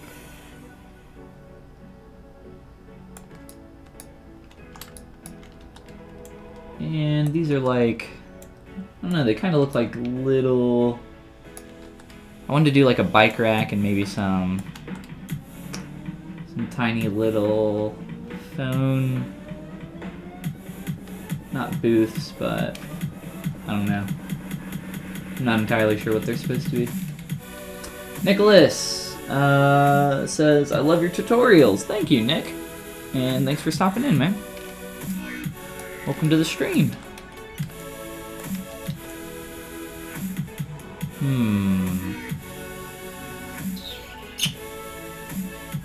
So, I guess something like this. And make these a bit smaller.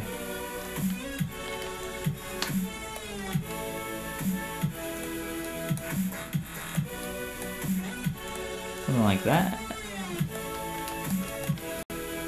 Yeah. Something like that. And I can do a couple of these.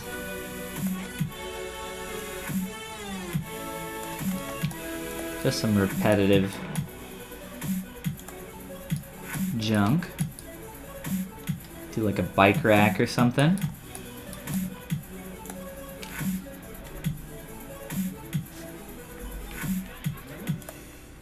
What's a bike rack look like? Not a back rack. Not a back rack, but a this grid bike rack.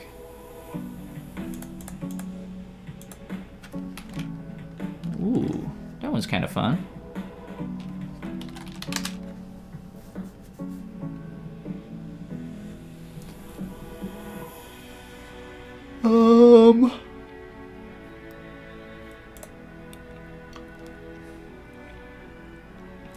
Three, so slots of 3, 2 bars. Okay. We can do that over on this side.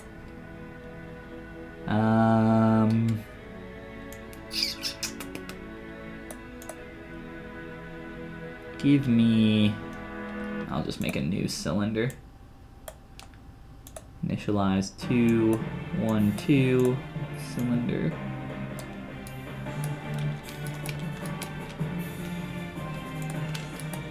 Crease up some stuff here.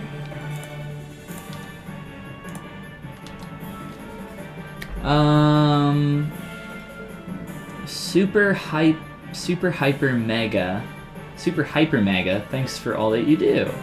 Watching you helped me a lot in this. Awesome. Well, thank you very much. I'm glad I could help out, dude. Appreciate that. And thanks for the female anatomy. Helps me a lot.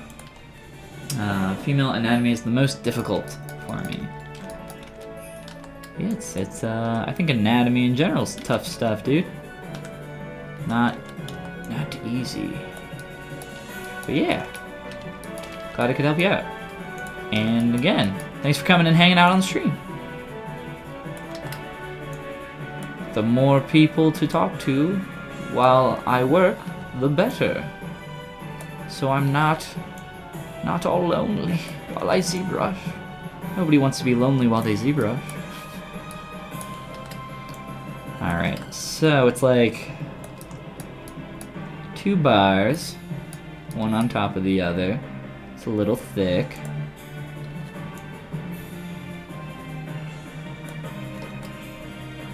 That might be a little too thin. But let's see. Bicycle, jitensha. I think that's a little high. Trying to kind of put this into perspective here. That looks good. Short. Okay. And we don't want to do that one. We want to do one that's like could fit up against a wall. So a little triangle shape there. Ooh, and then the outer. Okay.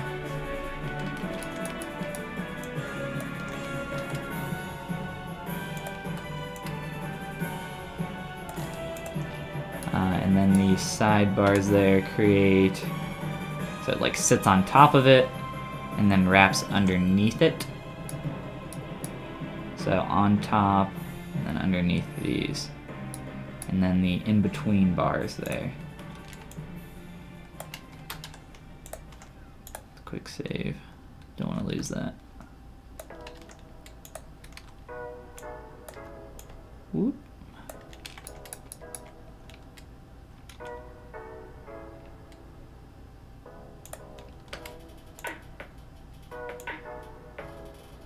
Try to make these a little bit more thin for the vertical shafts. And these ones are by sets of 2, the other one was by 3s. 6, 7, 8, 9, so 9 of those. 18, I guess, technically.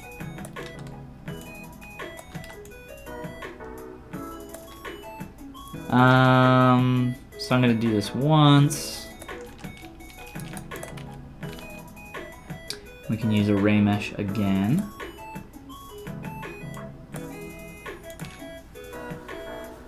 Hey Folly, love artwork choice for this one. Thank you.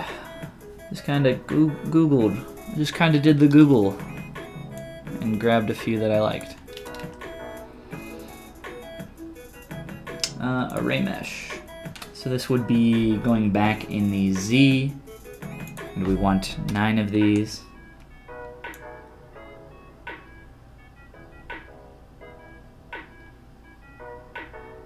Ooh, ooh, ooh, so sensitive.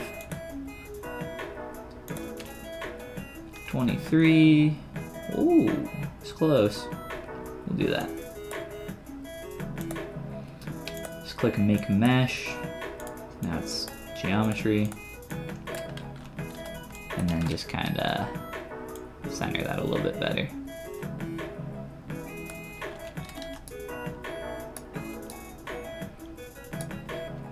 I'm gonna move this edge, or this cylinder in a little bit. And how do I want to do this curve piece?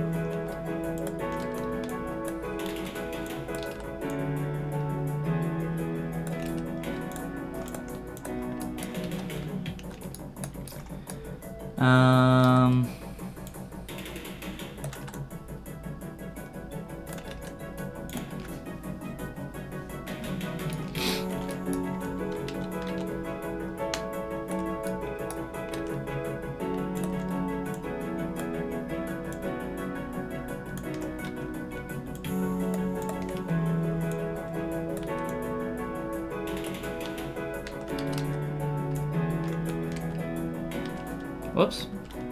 Control R on my setup is rename, which is not what we want.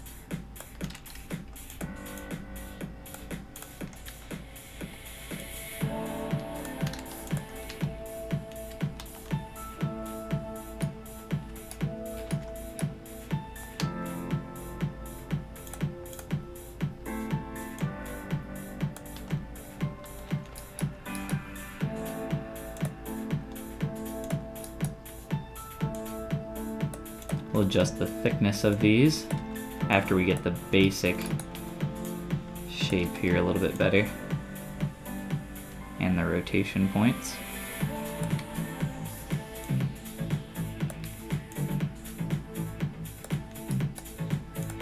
Oh Nelly. Oh Nelly.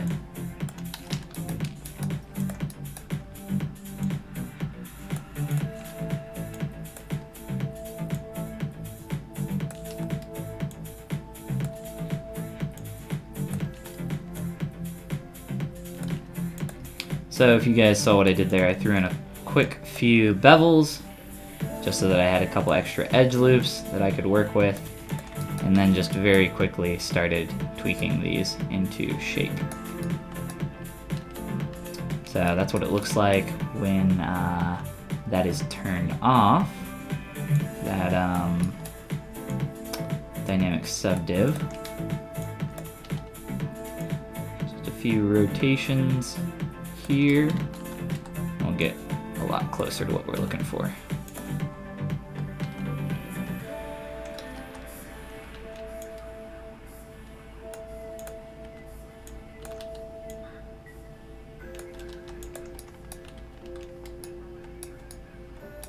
So it looks like it gets a little bit thicker and thinner in some of these areas.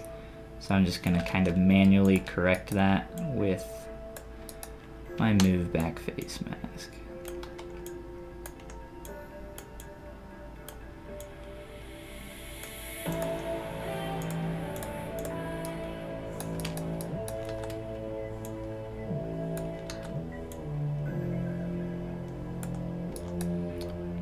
And just kind of throw one down here. Nothing crazy, but it gets the idea across, which is what we want. We want the idea. And we're not going to spend a huge amount of time on any one piece. So low poly, high poly, or dynamically subdivided piece. And we got a nice little bike rack there on the side. Turn on perspective. I say we scale it up and make it a wee bit bigger. I'm going to scale it from this bottom left corner though, so that we don't have that going to the ground. So let's see, person walking here, or up on the railing.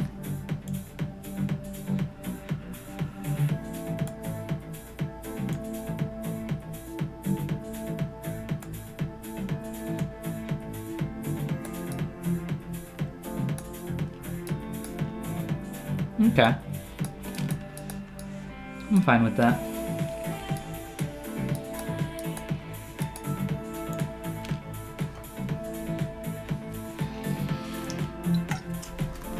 So we wanted to add a few additional signs outside.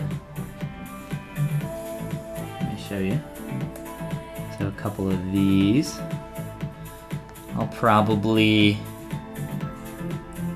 take some inspiration from like some stickers and posters and maybe some fun little windows. I wanted to do like some windows on the side and stuff like that. But let's do this real quick. MRGB, and we'll just start kind of sampling some colors and go crazy. So let's grab maybe the color of our building. Let's start with something like that. Bimini color. Our billboard color.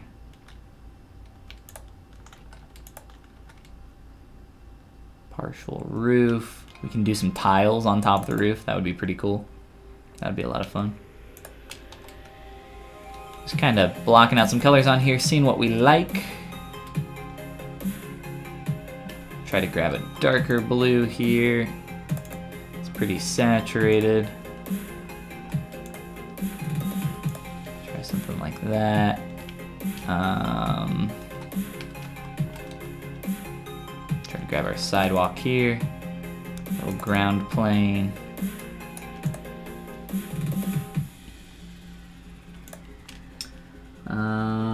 For this, you know, is like a little Coca-Cola machine or something.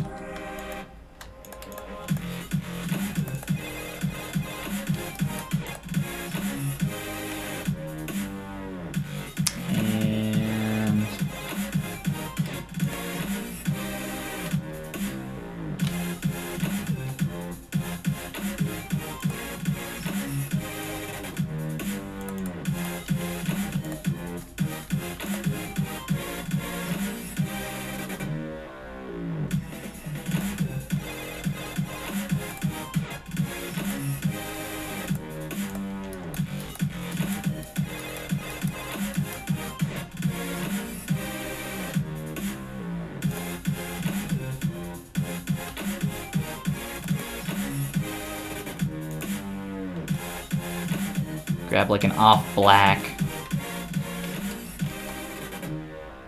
Let's go a little darker. Something like that.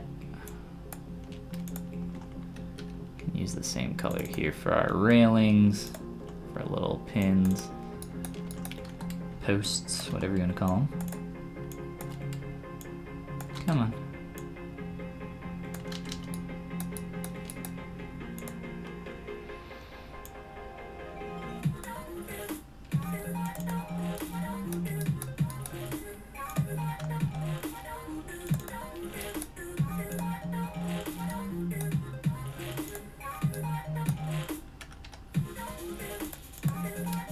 So just kind of throwing some quick colors on here, seeing what we like, what we don't like. The building, we might want to, you know, darken and desaturate. I like to use RGB and kind of percentage fill some stuff there to get that closer to what I'm looking for. I actually like the light color here. It's just a little too saturated, I think.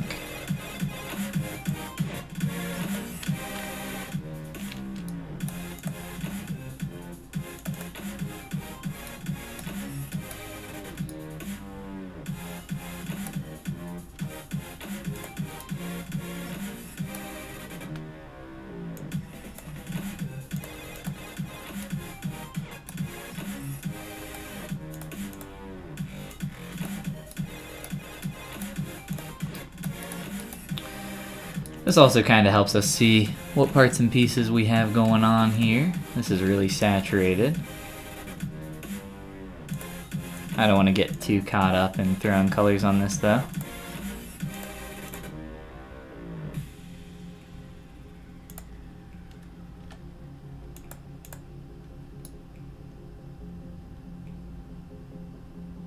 This is very watercolory. I like it a lot. I think a lot of these are from the same artist, although I don't know who, because the internet sucks now at providing images for you and knowing where they come from, because Pinterest has ruined the internet. I don't like Pinterest because Pinterest steals images from people. People will steal images and then not give credit to where they found them, and then I can't find the original source. I can only find the Pinterest image. So I go on Google Images and I'm like, cool little Japanese storefront, and I get this and I'm like, oh wow, I wonder who made this. Pinterest. And it's just like a Pinterest link to somebody's stupid little collection. I'm like, wow, it's very unhelpful. So there you have it, guys. I dislike Pinterest for that reason. For a little sign, we'll try to sample that yellow.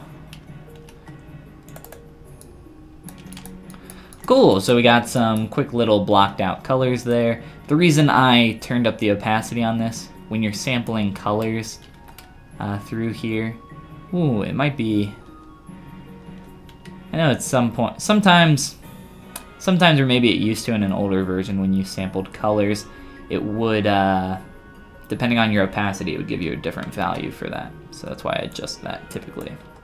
Looks like it's not doing that right now though.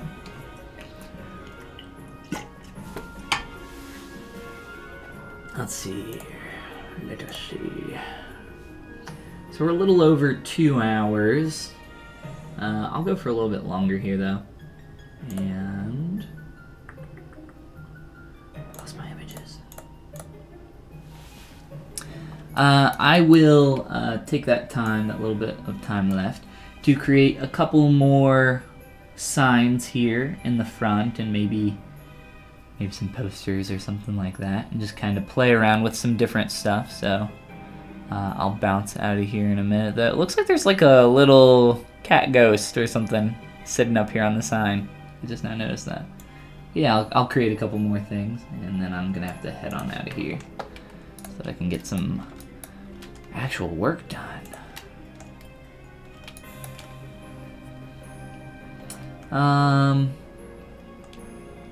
Let's do the typical kind of tall, old school authentic Japanese sign first. So I'm gonna steal a cylinder from this. Just auto groups.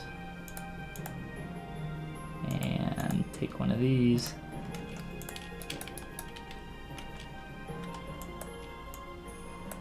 And we'll turn off the poly paint.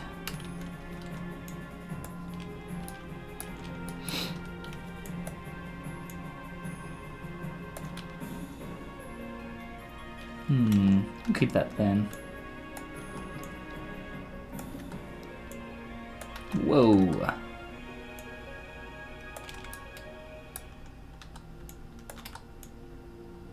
So,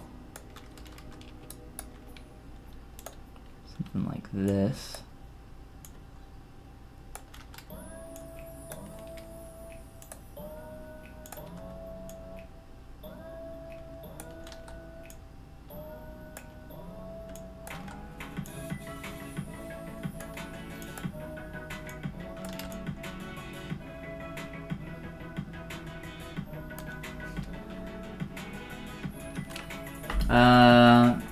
You have found the author of the art. Thank you, I appreciate that. I actually dreamed one day if there was software that could sign art on some binary level. Would be cool. Not sure if possible, but cool.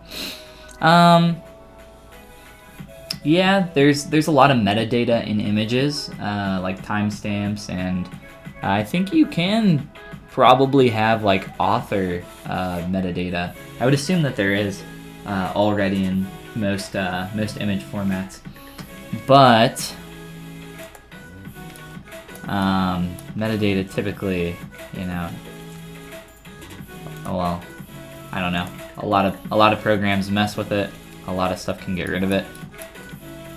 I don't like having metadata on too many images. I don't know.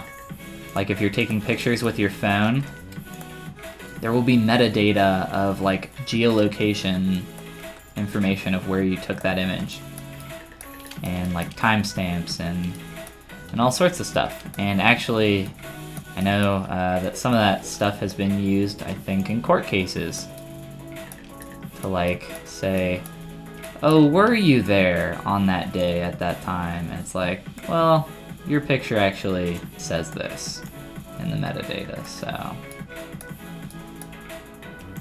I don't know.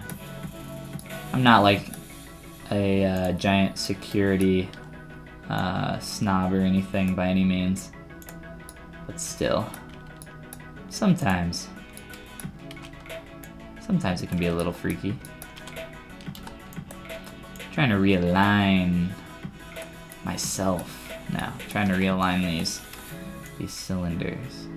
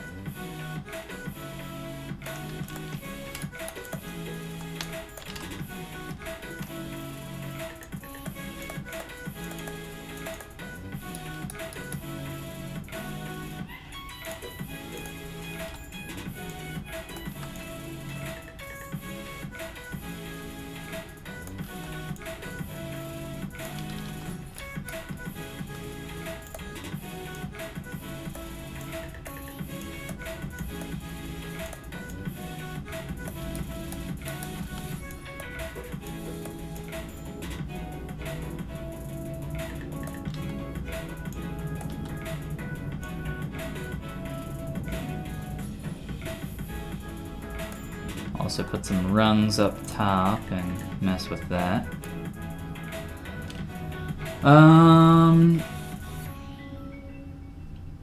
You probably can, since I know there's a site trying to do some code-based watermarks for STL files. It's interesting.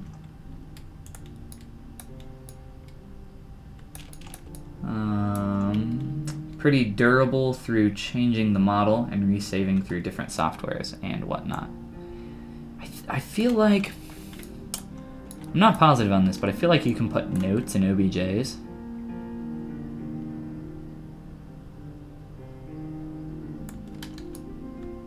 I feel like I remember seeing something to where you can like essentially code out comments in an OBJ. I might be mistaken, but yeah, I think that stuff is cool. But I mean, really does that? I don't think that really stops anything other than the people who don't know about it. Because if let's say I wanted to steal something from somebody and then say it was mine, then I could just like use the same thing to like author the STL file that they did, and now it's like authored as my STL file. So I don't know. I think, well, I won't say what I think about piracy on the internet. But I do think a lot of people kind of expect to receive a lot of stuff for free on the internet.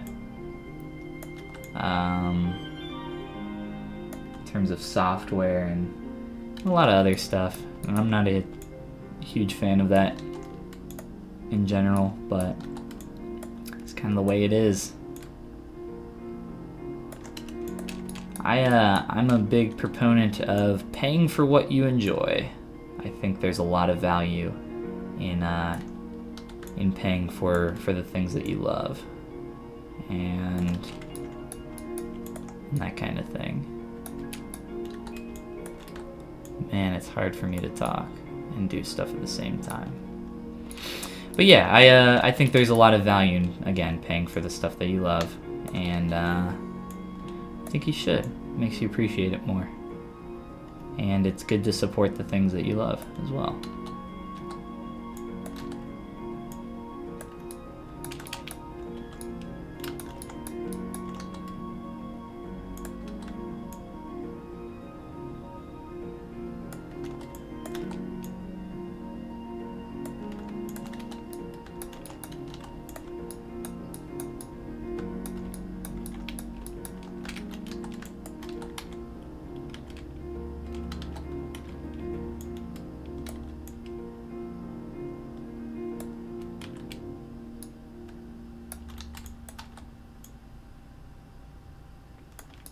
Trying to line this up real quick so I can finish this sign. And just something like that real quick. Nothing crazy. Yeah, let's try that.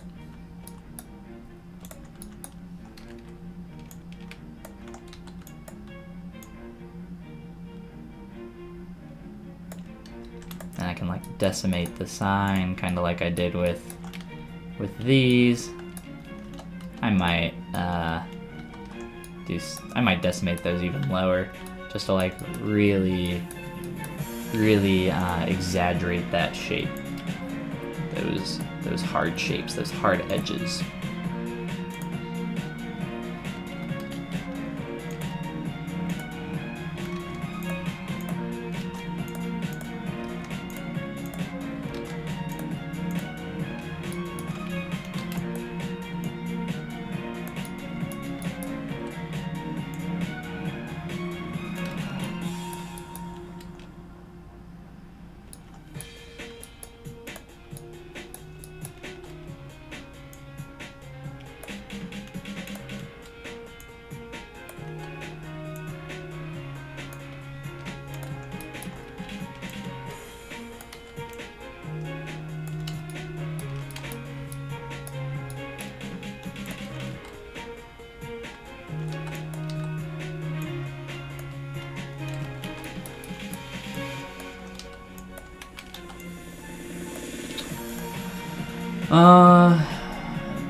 The whole way it worked was that the soat, not sure what you mean there, checked for the watermark so it couldn't be changed unless you were the original author. I don't think it has any actual real world use. It's interesting, since it isn't used to be verified and stuff on other platforms, but it was a good proof of concept towards what you were saying with putting the artist info in a file's metadata. It sounds like just pretty much locking the file, almost, just like password protecting the file, in a way. Which we kind of already have. I'm not gonna take the time to, like, do that to every single file I have, though. Sounds like a lot of work for little to no reason. Plus, I give all my stuff away on my Patreon, so I need people to be able to open them and use them.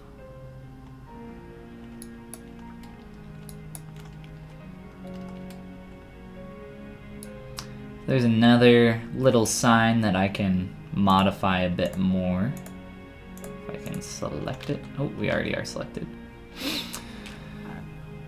I can maybe do like one of these or a few others, but I think just doing like a lot of little shapes and pieces will be really cool and kind of make things more lively. Maybe we can do some like trees up top, little things like that.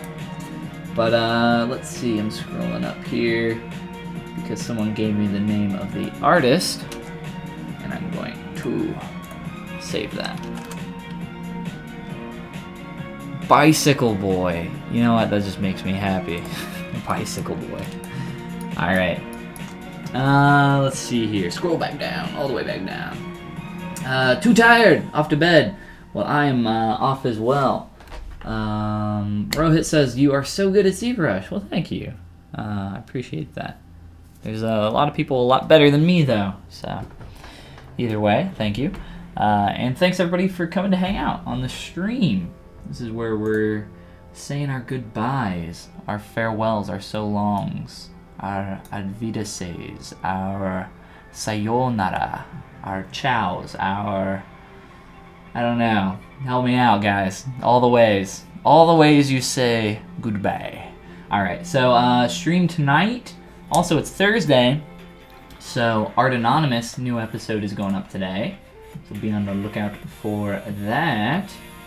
What else? If you guys are interested, you can always support me on my Patreon if you're interested in getting some 3D content, bonus content, that sort of thing, or if you want to check out like my brushes, materials, or that stuff, it's on Gumroad, my Gumroad. All the links are in the description. You guys know the stuff. But yeah, thanks for coming and hanging out, and hope to see you guys in the next stream. So have a great rest of your day. So good that regular to your stream. I don't even know what that means. I don't even know what you're trying to say, but I like it. Alright guys, see you later, and see you on the next one. Alright.